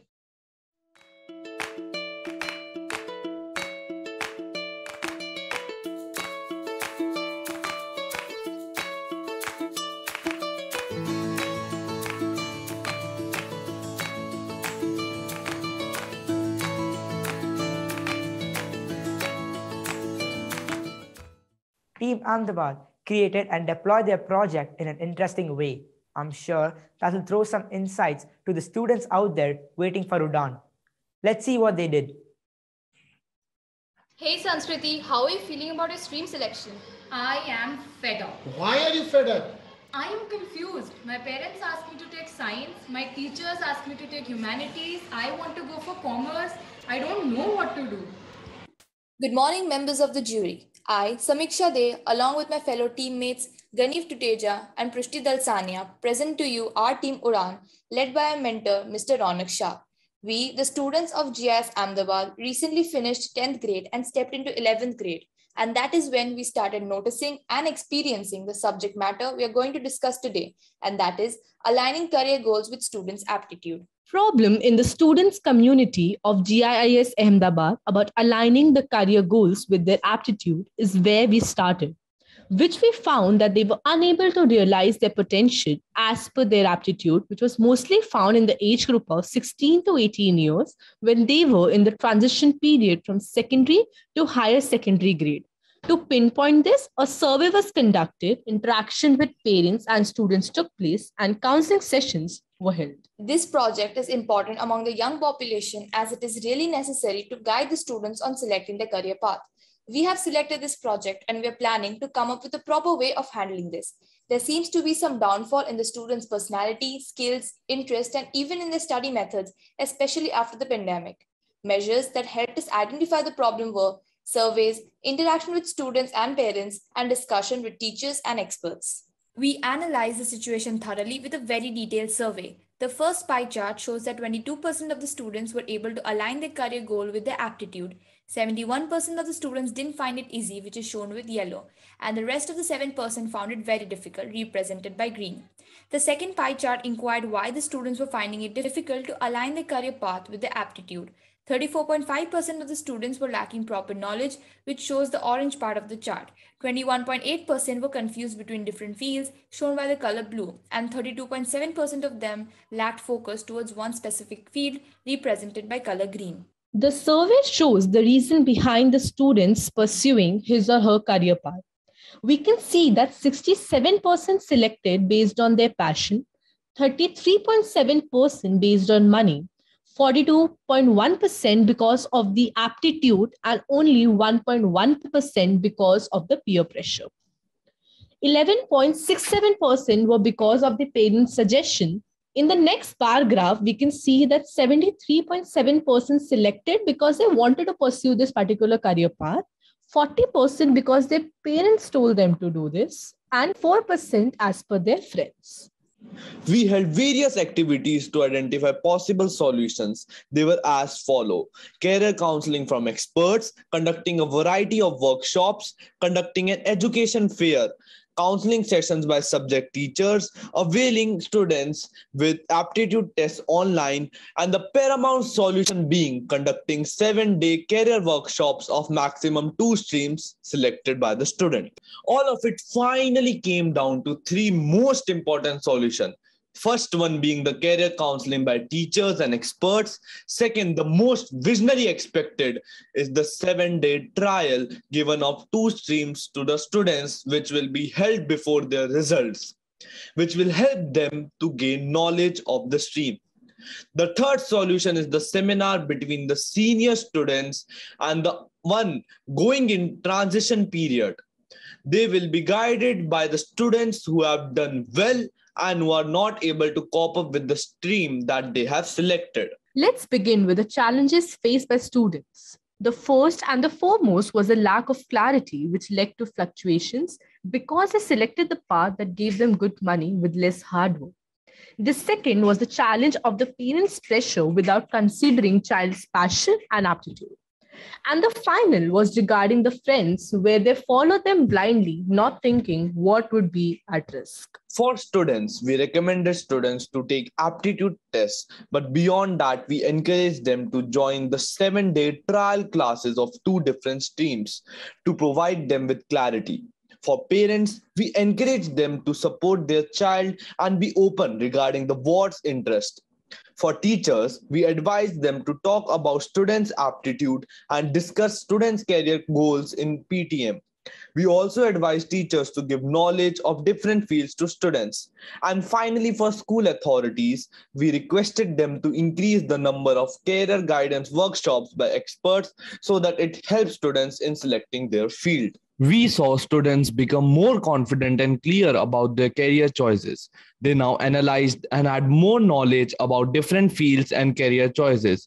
We also noticed that parents were happy because their child was now more clear about their career path and was more focused toward their goal. Out of 70 students that took part in trial classes for streams, 62% students who remained firm became more confident and excited towards their stream, and 25% students who found certain streams to be difficult or was not good for them swapped their streams.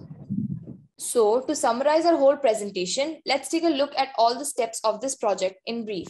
The problem faced was that students were unable to align their career goals with aptitude due to various causes like peer pressure, lack of knowledge and clarity towards different fields, lack of parent support, etc.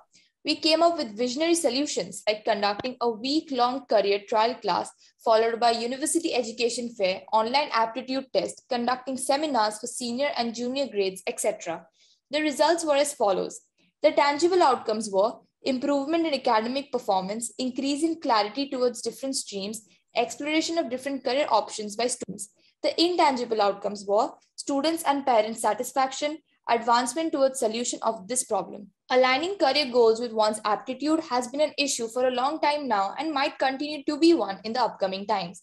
Our team tried to come up with persistent solutions that would help make a difference for the present and the future generations to come. We are hoping and planning ahead that GS Ahmedabad will be a pioneer in starting and implementing this new system of career selection, which is a unique way of matching students' aptitude with career goals. Let's look forward to a positive outcome. Thank you. Thank you, Team Ahmedabad, for ways to smoothen the transition and address the concerns students have. I now request our esteemed judges to take over the Q&A. Thank you so much. And I think this project is very nice, very wonderful. I like the 7-day trial sessions for students. I just had one question. When the students pick up these two streams, from the two streams, is it more influenced by the parents or the students themselves, their choice? What is it that you analyzed and found out?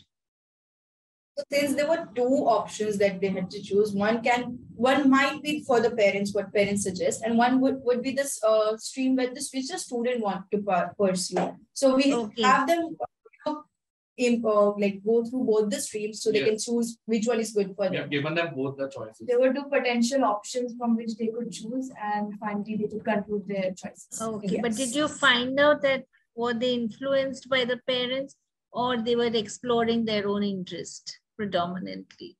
Yes, like as shown in our previous surveys, a few of the certain percentage of students were influenced by the parents, while certain other percentage of students had taken the fields according to their choices.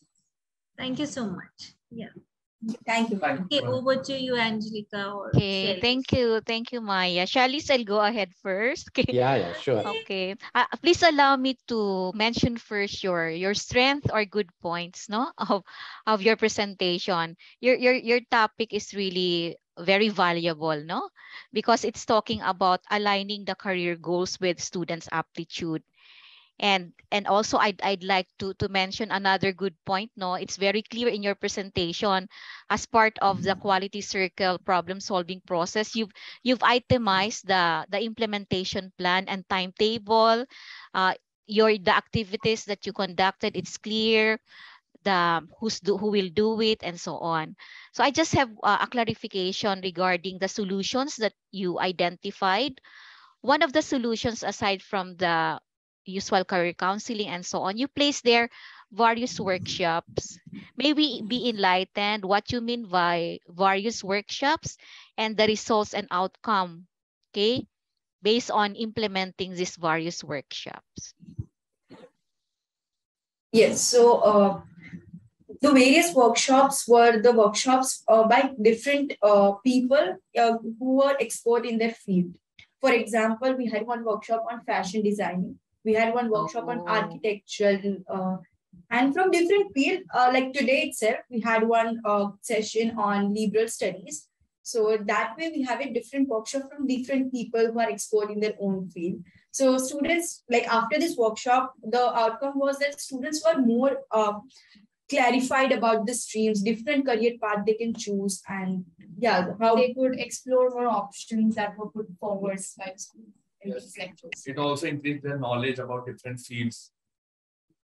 Am I correct to say that the intervention, the solution regarding the various workshop, this can answer one of the causes that you've identified, the lack of proper knowledge, right? The knowledge. So those workshops from the different field help them give us an overview of what to expect. Okay, thank you for that. Okay. Thank you so much, ma'am. Thank you. Yeah, I think a wonderful presentation, and as rightly said, it's a very good topic, a right topic. One question from my side, I heard you saying that 62% of the students went for, because they had that passion. 62% said that we have that passion. How did you change the passion? Because if they have the passion to do something, how can you change a passion just for a... When that 62% of the students, they went for their passion, but the other percentage of students, as we mentioned, there were like 25% of students who swapped because they were, it was not their passion that they were following. The other 25%, they chose their career field that they wanted to go for. And there were 62% of the students that wanted to go for that career field, and they just explored the options that were given to them, and they got more confident about their option that they were going to select. So we're talking about different percentage of students. So am I right in understanding that 62% of the students already had a clarity and they had the passion that they want to go for this stream? Yes, but we we gave did them, help build the confidence. we gave them more confidence so that they can perform well. They believe in themselves. Yes. Okay, so this As students, initiative. I think they needed some assurance in their fields. So this initiative was more an enabler for them, for a passion. Yes. Okay. Okay. Yes. Okay. Fine. Thank you, sir. Thank you so much, sir. Thank you. Thank you. Thank you.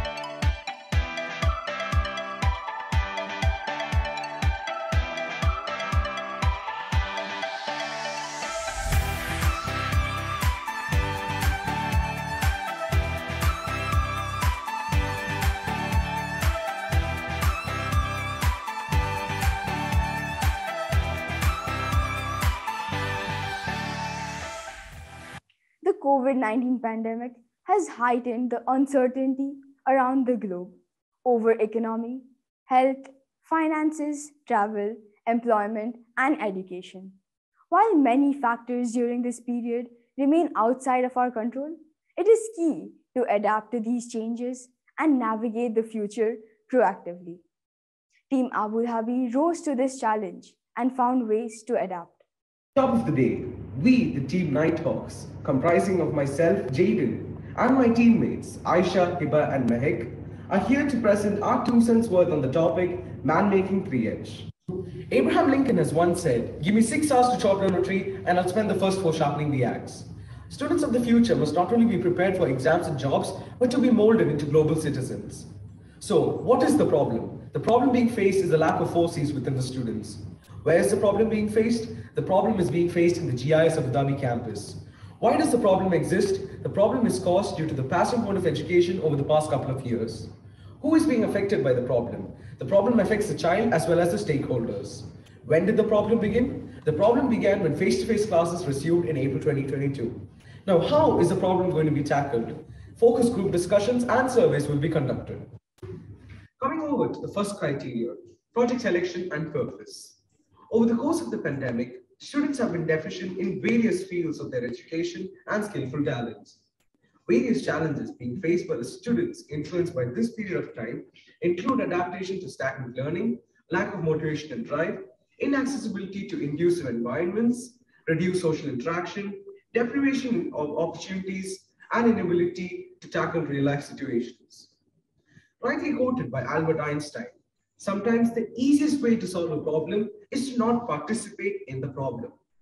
The solutions to this problem are to motivate the students by giving them social recognition, to improve visualization and 3D designing skills, to give exposure to the students to thrust their skills, and to develop the students' soft skills. Rightly quoting Benjamin Franklin, by failing to prepare, you are preparing to fail. We noticed a drastic decline in the participation of students in the events and competitions hosted by our school. Notions taken into consideration, multiple techniques such as focus group discussions with the school faculty, surveys, and brainstorming sessions were used to select this project. This project was finally and unanimously selected to enhance the 21st century skills within the students and to invoke 4 of the 9 gems of GIS: personality development, entrepreneurship and leadership, universal values and ethics, and community and care. Thank you, Jaden. I'd like to begin with discussing a strategic management technique, also known as SWOT analysis, where I'll be talking about the strengths, weaknesses, opportunities, and threats we've met with in the current situation. As you can see, we've not only focused on the positives, that is the strengths and opportunities, we've also taken into consideration the weaknesses and threats we've met with in the present scenario. One opinion is enough to fill the bridge between knowledge and ignorance. Going by this principle, we have identified various causes by taking into consideration the viewpoints of staff members, students, and parents. This is done with the help of surveys and group discussions conducted. Just like a tree, the main cause originates from the root and separates into various small yet significant branches, which are the other root causes. Furthermore, to make our analysis easier to understand, we have used the fishbone diagram, which is also known as the Ishikawa diagram. It is a visualization tool for categorizing the major causes of a problem. All the information was gathered with the help of teacher-student interviews and was validated by our peers.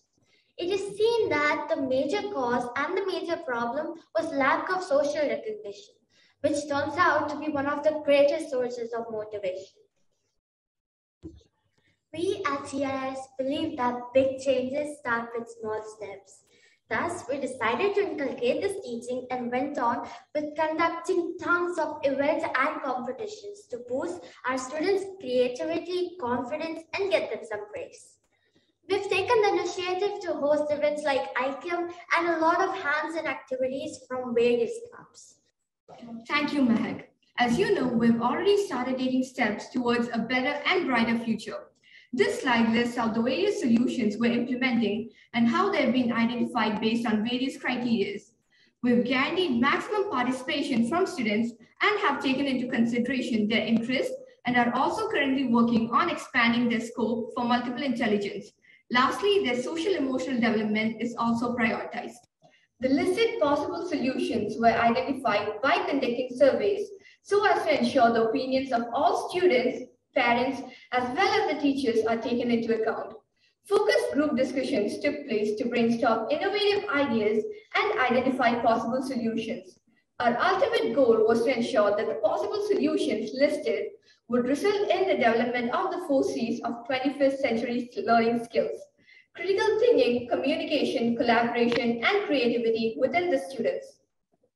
Criterion 4, project implementation and results.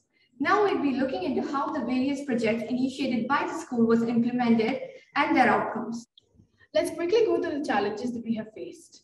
These include the dilemmatic uncertainties that has been growing due to the pandemic. This has led to the lack of students' involvement, and this is a result of not being acquainted with the needed information.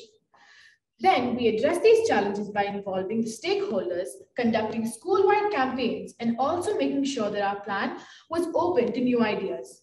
We have also readied backup plans that have been assigned to planning committees, which have been working towards SMART goals.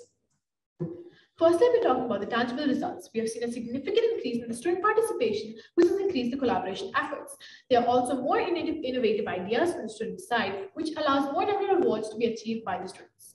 Now, the intangible results include values and skills such as metacognition, personality development, entrepreneurship, leadership, etc. to be pursued in the process. Also, with the minimal use of the resources, the project is also sustainable. Events such as ICAM and everyone can also be vertically and horizontally deployed to other grades as well as other campuses. Now, to summarize our journey from the problems toward the results achieved. The problem was the lack of 21st century skills among the students and was caused by the habit of online or complete digital learning over the last 2 years. This was caused by social isolation as well, which needs to be reversed. The solutions implemented ensure maximum participation from all the students, and as a result of this, we have motivated, future-ready global citizens with skills for the next generation all across our school. Thank you. We are now open for questions. A wonderful presentation indeed. I now request our judges to take over the Q&A. Thank you for the presentation and looking at the topic regarding the 4 C's, no? So if you focus on critical thinking, collaboration, and so on. And the problem that you'd work on, you mentioned lack of 4 C's and participation of the students, no? And we also learn from our quality circle problem solving process. We base everything on data. We base everything on facts, right? Okay. Maybe you can enlighten us, no? So based on the fact, based on data, what made you say as quality circle members, no? What made you say that there is lack of 4 C's? Can you quantify it with data? Please go ahead. Go ahead. Thank you. Student participation in events that were hosted by our school and external vendors had decreased exponentially in numbers. As the result of a lack of conducive environment, it was found that it led to a lack of motivation and morale in students, due to which they were not able to drive themselves on working on their strengths and polishing their weaknesses. Thus, we decided that it's important for us to go on with this project. It's also a matter of fact that after 2 whole years of online classes, students were kind of glued to their screens, and this exposure to social media had made them drift away from social interactions.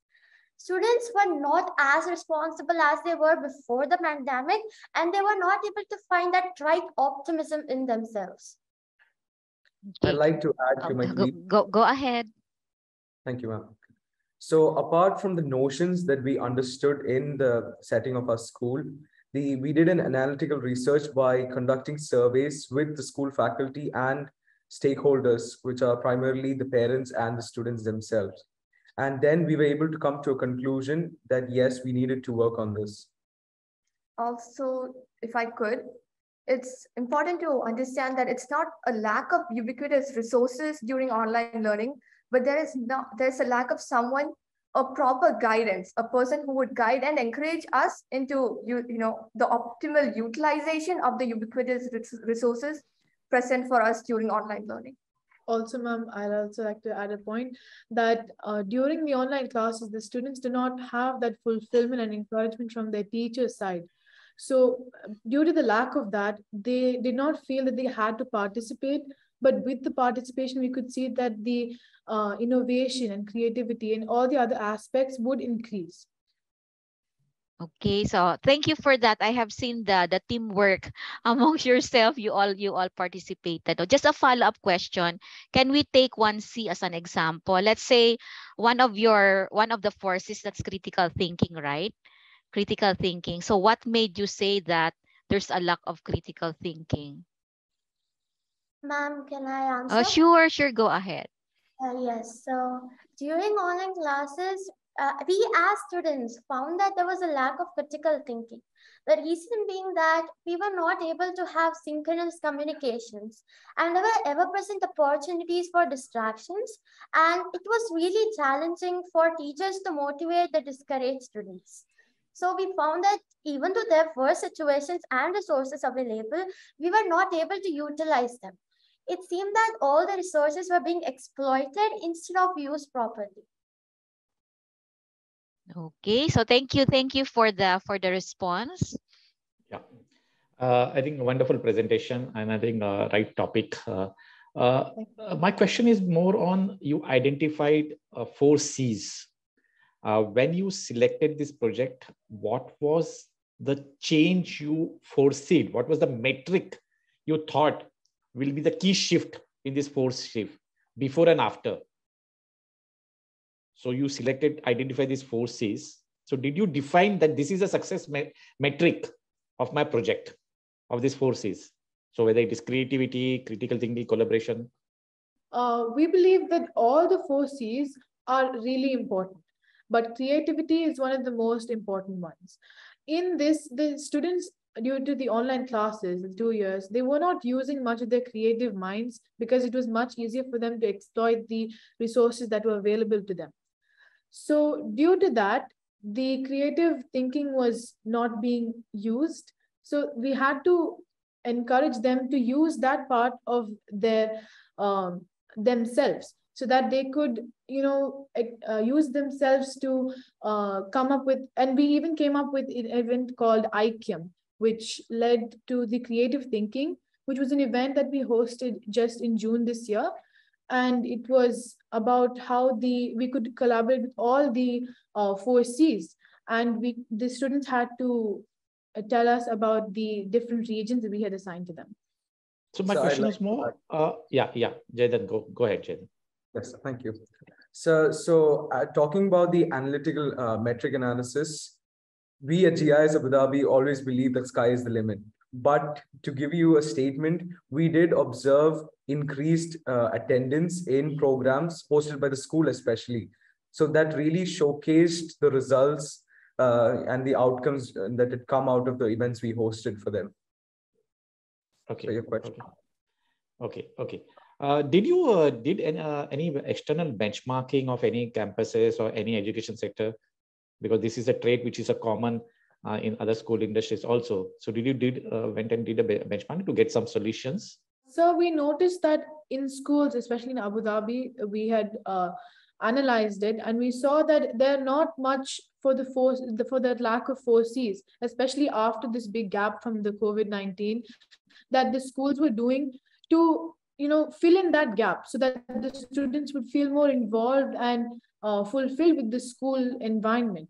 So we wanted to be one of the first to set that push, or that be that beam of light for the students, so that they would feel more happy in the school, as well as to the environment of the school itself would just boost up. And we also saw that the students' collaboration and connection with themselves had also increased. Okay. Thank you. We will now allow time to the jury for deliberation as they decide the final results. Request everyone to be patient for 10 minutes as we announce the winner soon. The judges are on their job, and before we move to the final results, we will have another video showcasing our Kaizen gallery.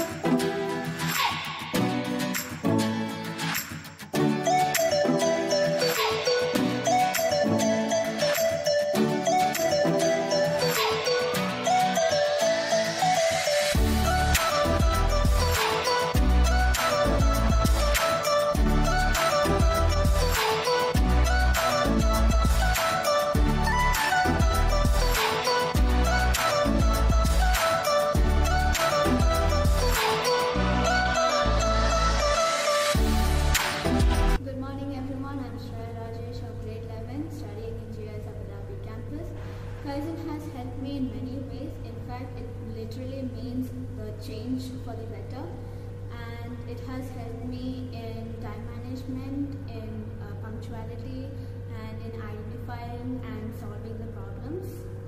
Thank you. Hello everyone, I am Umayma Sakandar of GIS Abu Dhabi campus of grade 11A. Kaizen has helped me improve for my betterment, as it has helped me implement more self-discipline in my life, which has made it able for me to manage both academics and extracurricular activities at the same time. Thank you.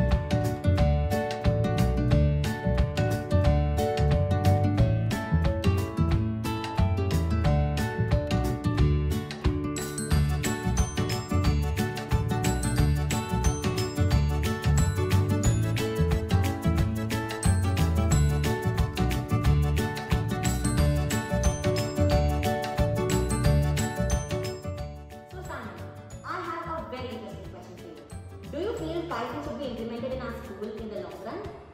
Yes, definitely. I think earlier on when we had implemented Kaizen, it was extremely beneficial to both students and teachers in their home life and their school life. It really brought out the responsibility in them. And I think if we would implement this in the long run, it would be extremely beneficial for the students and the teachers. Great.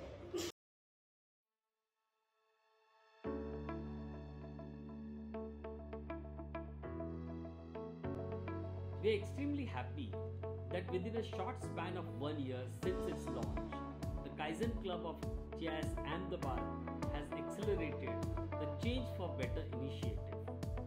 With the Kaizen mindset of solving problems and achieving quality improvement being adopted in the school, and amazing Kaizen ideas coming from all the stakeholders, the students, the parents, the staff, we can see continuous improvement in all the areas of the school, be it academics, administration, and also the environment for better. We hope that this journey we continue with growth and improvement the Kaizen way.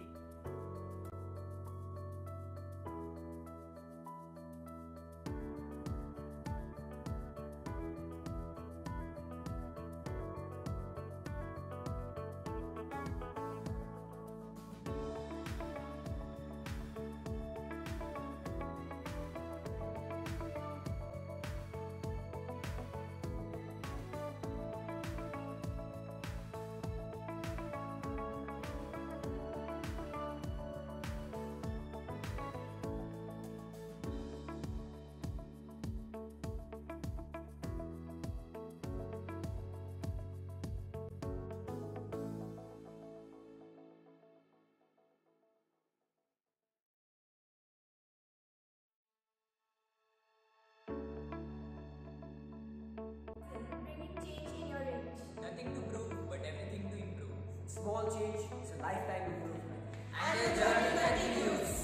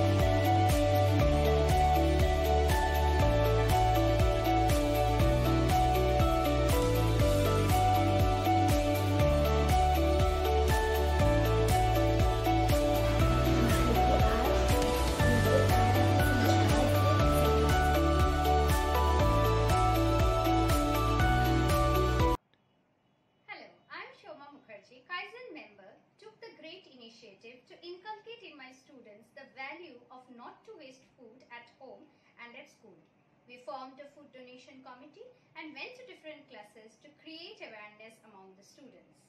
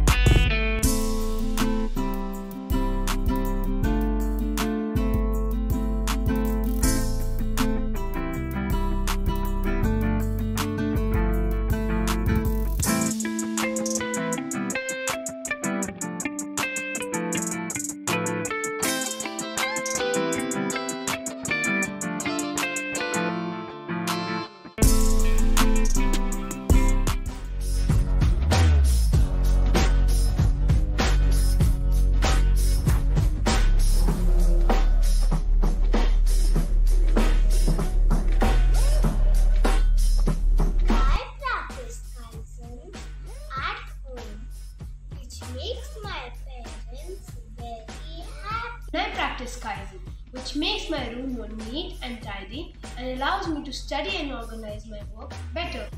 Practicing Kaizen from a young age helps nurture young minds in many ways, such as imbibing good values.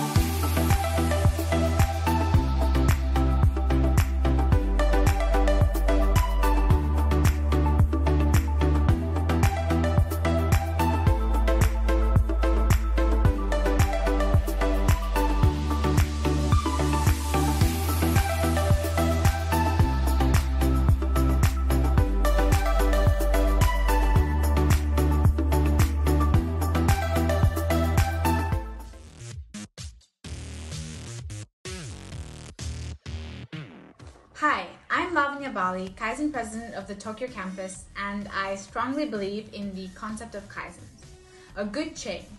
Basically, an idea that can help us bring upon improvement and help us work more efficiently.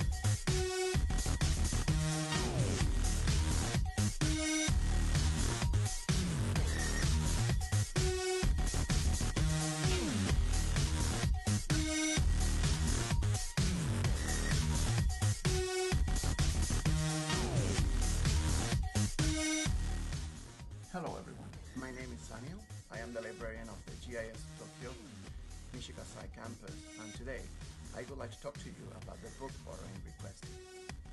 This is a Kaizen that I implemented last year in our school library, and we have been using it since then. And this was an idea conceived to make the process of borrowing books from the library run smoothly for both the students as well as the librarian. So how does it work? Now, students don't need to come up to my desk and say, "Sir, I would like to borrow this book," or "I would like to borrow this other book."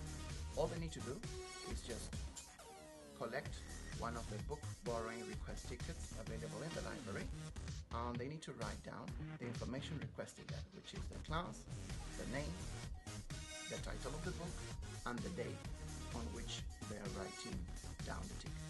Once they have finished, all they have to do is place the ticket inside and leave the book in a designated area. After some time, I will collect all the books the students want to borrow, and I will issue them to the name written down in the ticket. So this has proved to save a lot of time for me, and it has given ownership and independence to the students in the whole process. The ticket has been fashioned in the shape of a bookmark, which also allows the students to actually use the ticket, and there is also space near the bottom for me to write the due date, so they always have access to the date in which their book is due to the library. Also, at the very bottom, I have added some quotes about books and reading by different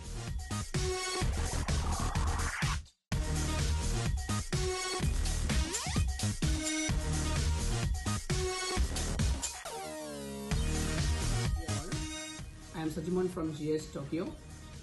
This is a Kaizen developed for mathematics department. This is actually a Google site. It contains topics, videos and PPTs for different curricula like IGCC, IB and CBSE. Being a senior, time management has become my #1 priority. As a class, me and my friends have come up with a few basic ideas like to-do lists and time schedules.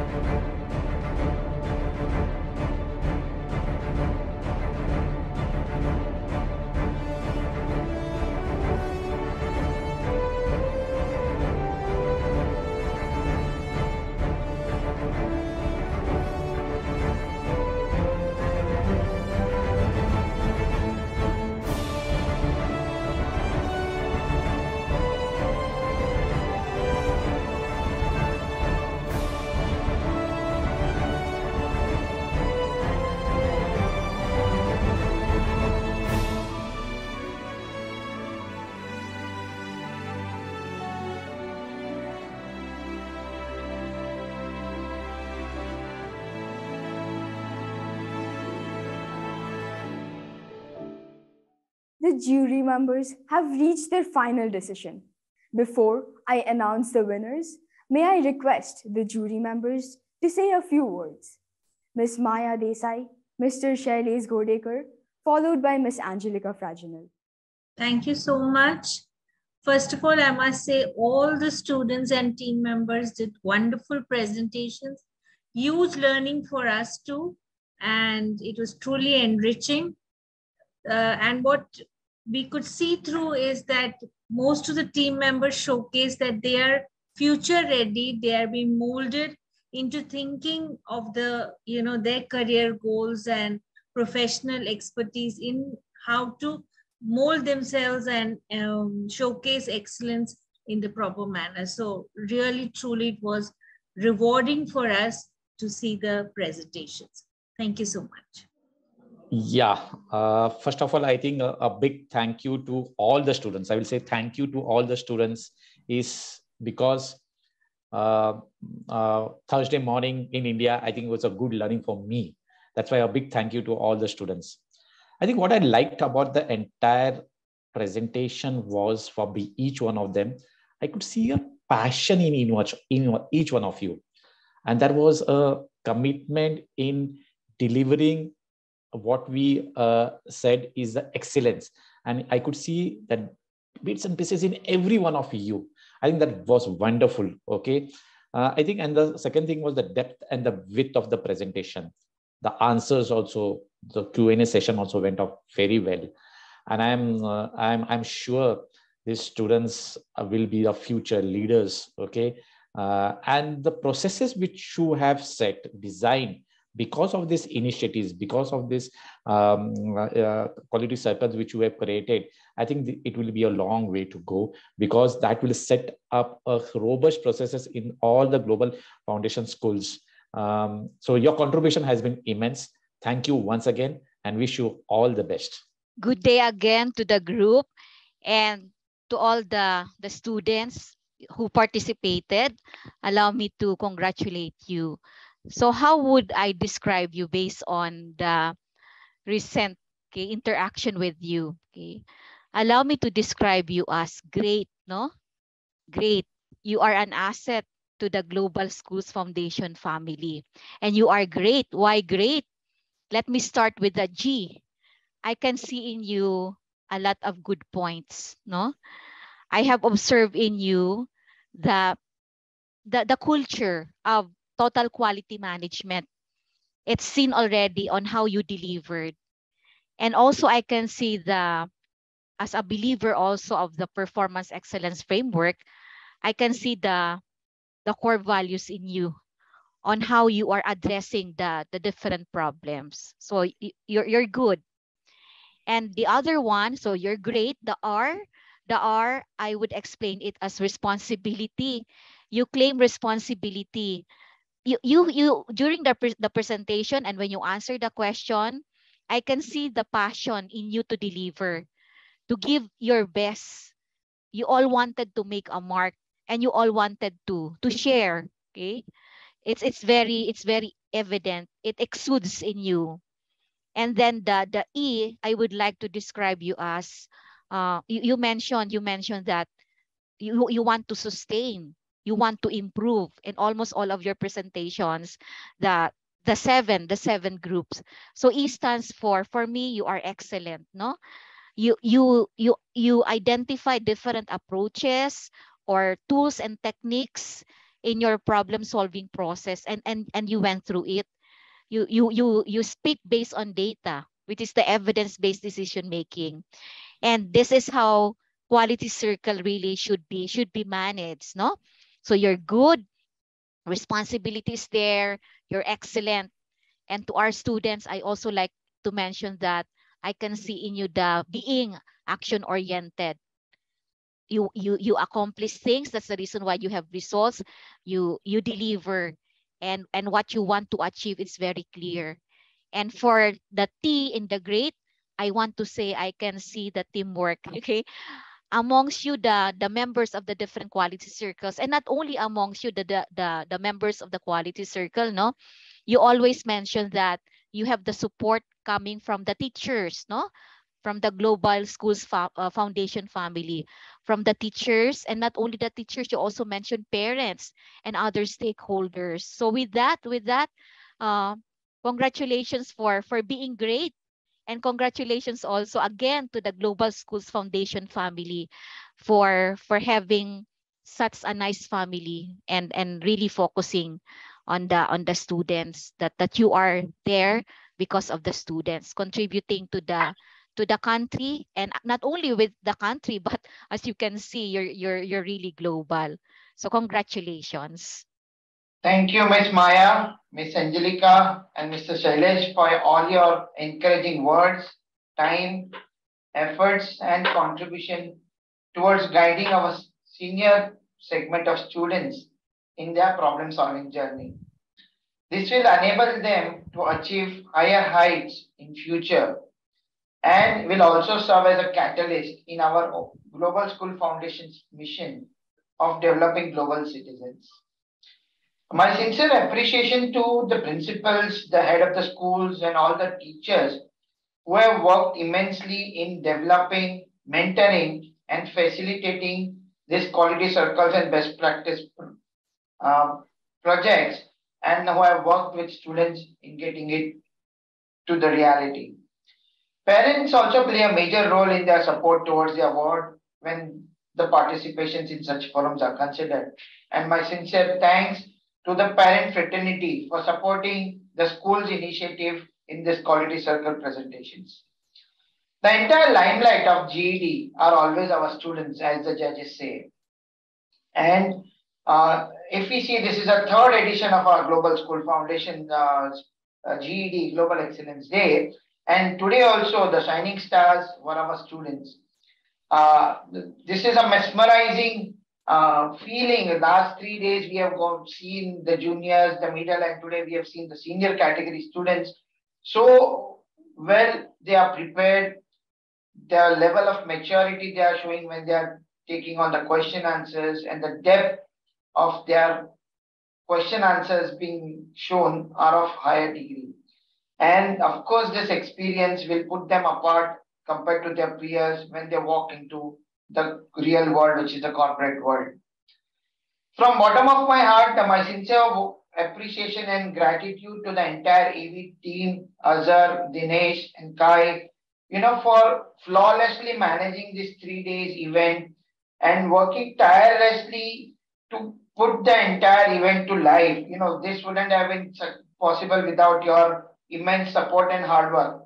The amount of detailing you're putting in terms of the degree of, the camera, adjusting the screen, the volume, you have shown immense eye to detail when this event was there. And lastly, to all my GC team members who have worked day and night to make these 3 days wonderful, learning, exciting, and at the same time showing our best practice for the Global School Foundations. Now, without much ado, let me come with the results. And there are plenty of results to be announced today because being a final day, the culmination day, we'll have the results for the senior segments, followed by we'll have the results for Kaizen Gallery, and then we'll have overall championship results being announced for all 3 days in all 3 categories put together. So let me start with the Best Presenters Award. So we'll have multiple winners in the Best Presenter category, and these are all not in any specific ranking, but this will be in the sequence the way the presentations are made. So the first Best Presenter Award goes to Dhwani from GIS Tokyo. The second award in this category for Best Presenter goes to Afia Gupta from Ovis Nanyang. We have from GIS Pungol, we have Aroi Temurnikar as one of the best presenter for today's senior segment. Congratulations. Again from GIS Pungol, we also have Avika Bajaj as one of the best presentation. Moving on to the next campus from GIS Hadapsar, we have Ishita Gupta being awarded as one of the best presenter. And again from GIS Hadapsar, we have Kushagri also being awarded as the best presenter. From GIS Ahmedabad, we have Prusti Dalsanya as the best presenter, followed by Samiksha De, again from GIS Ahmedabad as the best presenter. Now, lastly, from GIS Abu Dhabi, we have Mahek Trivedi as one of the best presenter. And lastly, in this category of Best Presenter Award, we have Jaden Jacob from GIS Abu Dhabi. Congratulations to all the students for putting up their fantastic show in the senior segment. We move on to the next category, which is the best presentation. Here we have a tie, and this was completely jury's decision. And we have about 3 campuses being winning the awards under best presentation. So the first campus under best presentation goes to GIS Tokyo. Congratulations. Another campus in the best presentation segment, we have GIS Hadapsar bagging the award in best presentation. Congratulations. And lastly, in under the segment of best presentation, we have One World International School, Nanyang, being awarded in the best presentation. Congratulations to all the 3 winners in this category. Moving on to the next category, we have the best topic award, and the award for the best topic goes to GIS Tokyo. Congratulations. And now coming up with the final segment of awards for the senior category, and the silver award in senior category for Global Excellence Day 2022 goes to GIS Abu Dhabi. Moving on to the next award, the gold award for the senior category for GED 2022 goes to GIS Ahmedabad. And lastly, in the senior category, the most awaited Platinum Award for the senior category in Global Excellence Day 2022 edition goes to GIS Smart Campus Punggol. Congratulations to all the senior teams, those who made it in the list of awards, but those who could not make it, they are also winners by themselves. As Mr. Ramkrishna Bajaj had said, there is no finish line to the journey of excellence, and the award lies in participation. You made it till the final event, and the participation you have shown today itself is award by itself, and your participation was truly appreciated by all our jury members as well. So congratulations. Now we move on to the Kaizen Gallery Award. In between, we have seen the various campuses have worked on various Kaizen initiatives, and they have submitted their Kaizen Gallery. Based on the criteria, we have about couple of winners in the Kaizen Gallery, and we'll start with the silver category. The silver award for Kaizen Gallery, which is the second runner-up award, goes to, there are two campuses in this category. The first award in this category goes to GIS Noida. And the second award in the silver category for Kaizen Gallery goes to GIS Ahmedabad. Congratulations. In the gold category for Kaizen Gallery Award, we have about 4 campuses who will be awarded. The first award in the gold category or the runner-up category for Kaizen Gallery 2022 goes to GIS East Coast. The second award in the same category goes to GIS Abu Dhabi.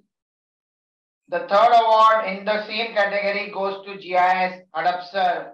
And the final award in the gold category for Kaizen Gallery goes to GIS Banirghatta. And the last segment of Kaizen Gallery Award, the Platinum Award, we have 2 campuses coming up. The first award in the Platinum category for Kaizen Gallery 2022 goes to GIS Smart Campus Punggol. And the second award in the same category goes to GIS Whitefield, India. And the final stage of the overall winners for all 3 days put together, where there were scores given for a Platinum Award, Gold Award, Silver Awards, the best topics and the best presentations. And the cumulative scores put together, we have the winners. So we'll start with the silver category, Silver Award for the overall Global Excellence Day 2022 winner. And the winner, the award goes to GIS Whitefield. The second award goes to GIS Ahmedabad, and the overall champion for Global Excellence Day 2022 goes to GIS Punggol Smart Campus, Singapore. Congratulations to all the campuses and all the winning teams. Thank you so much. We have achieved so much today and gained a lot of knowledge ourselves too.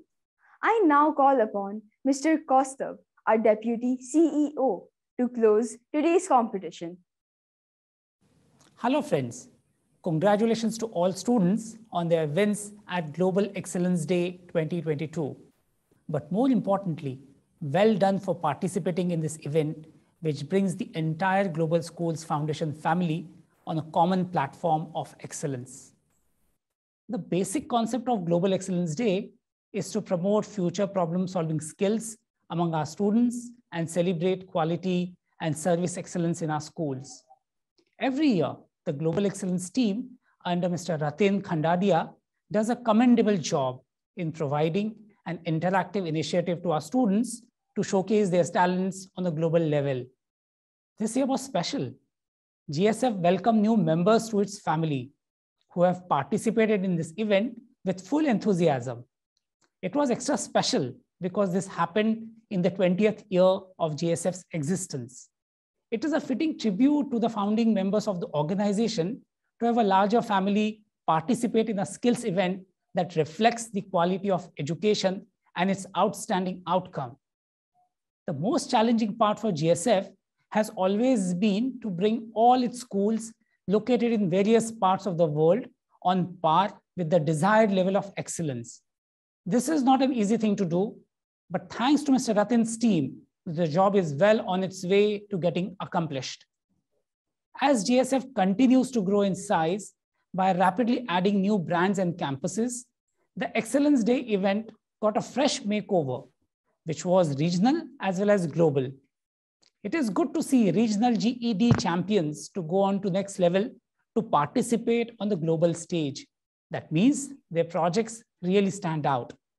This also means through these competitions, GCEE has succeeded in raising the standards of our schools to an exceptional height. The implementation of Kaizen philosophy and inclusion of sustainable initiatives aligned with the 17 SDGs of the United Nations within our schools framework is a testimony to GCEE's efforts to climb higher. But there's still a long way to go. The aim and commitment to make GSF a name synonymous with education excellence has only begun. I wish they continue this process with equal vigor in the years to come, as they have in the first 20 years through path-breaking initiatives. GSF has never settled for the ordinary and never will. We aim to provide the best educational experience to our students so that when they look back at their school days, they feel a deep sense of pride. Whether it is establishing smart campuses or implementing innovative data analytics technology in sports and academics, GSF has always had the best tools in place. Hope you enjoyed the event. Let us remember this as a learning experience that will mark the 20 years of our existence.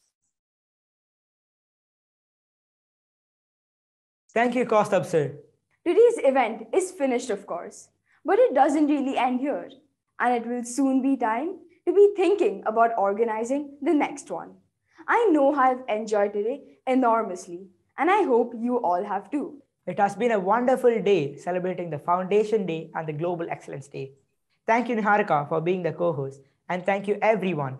See you all next year.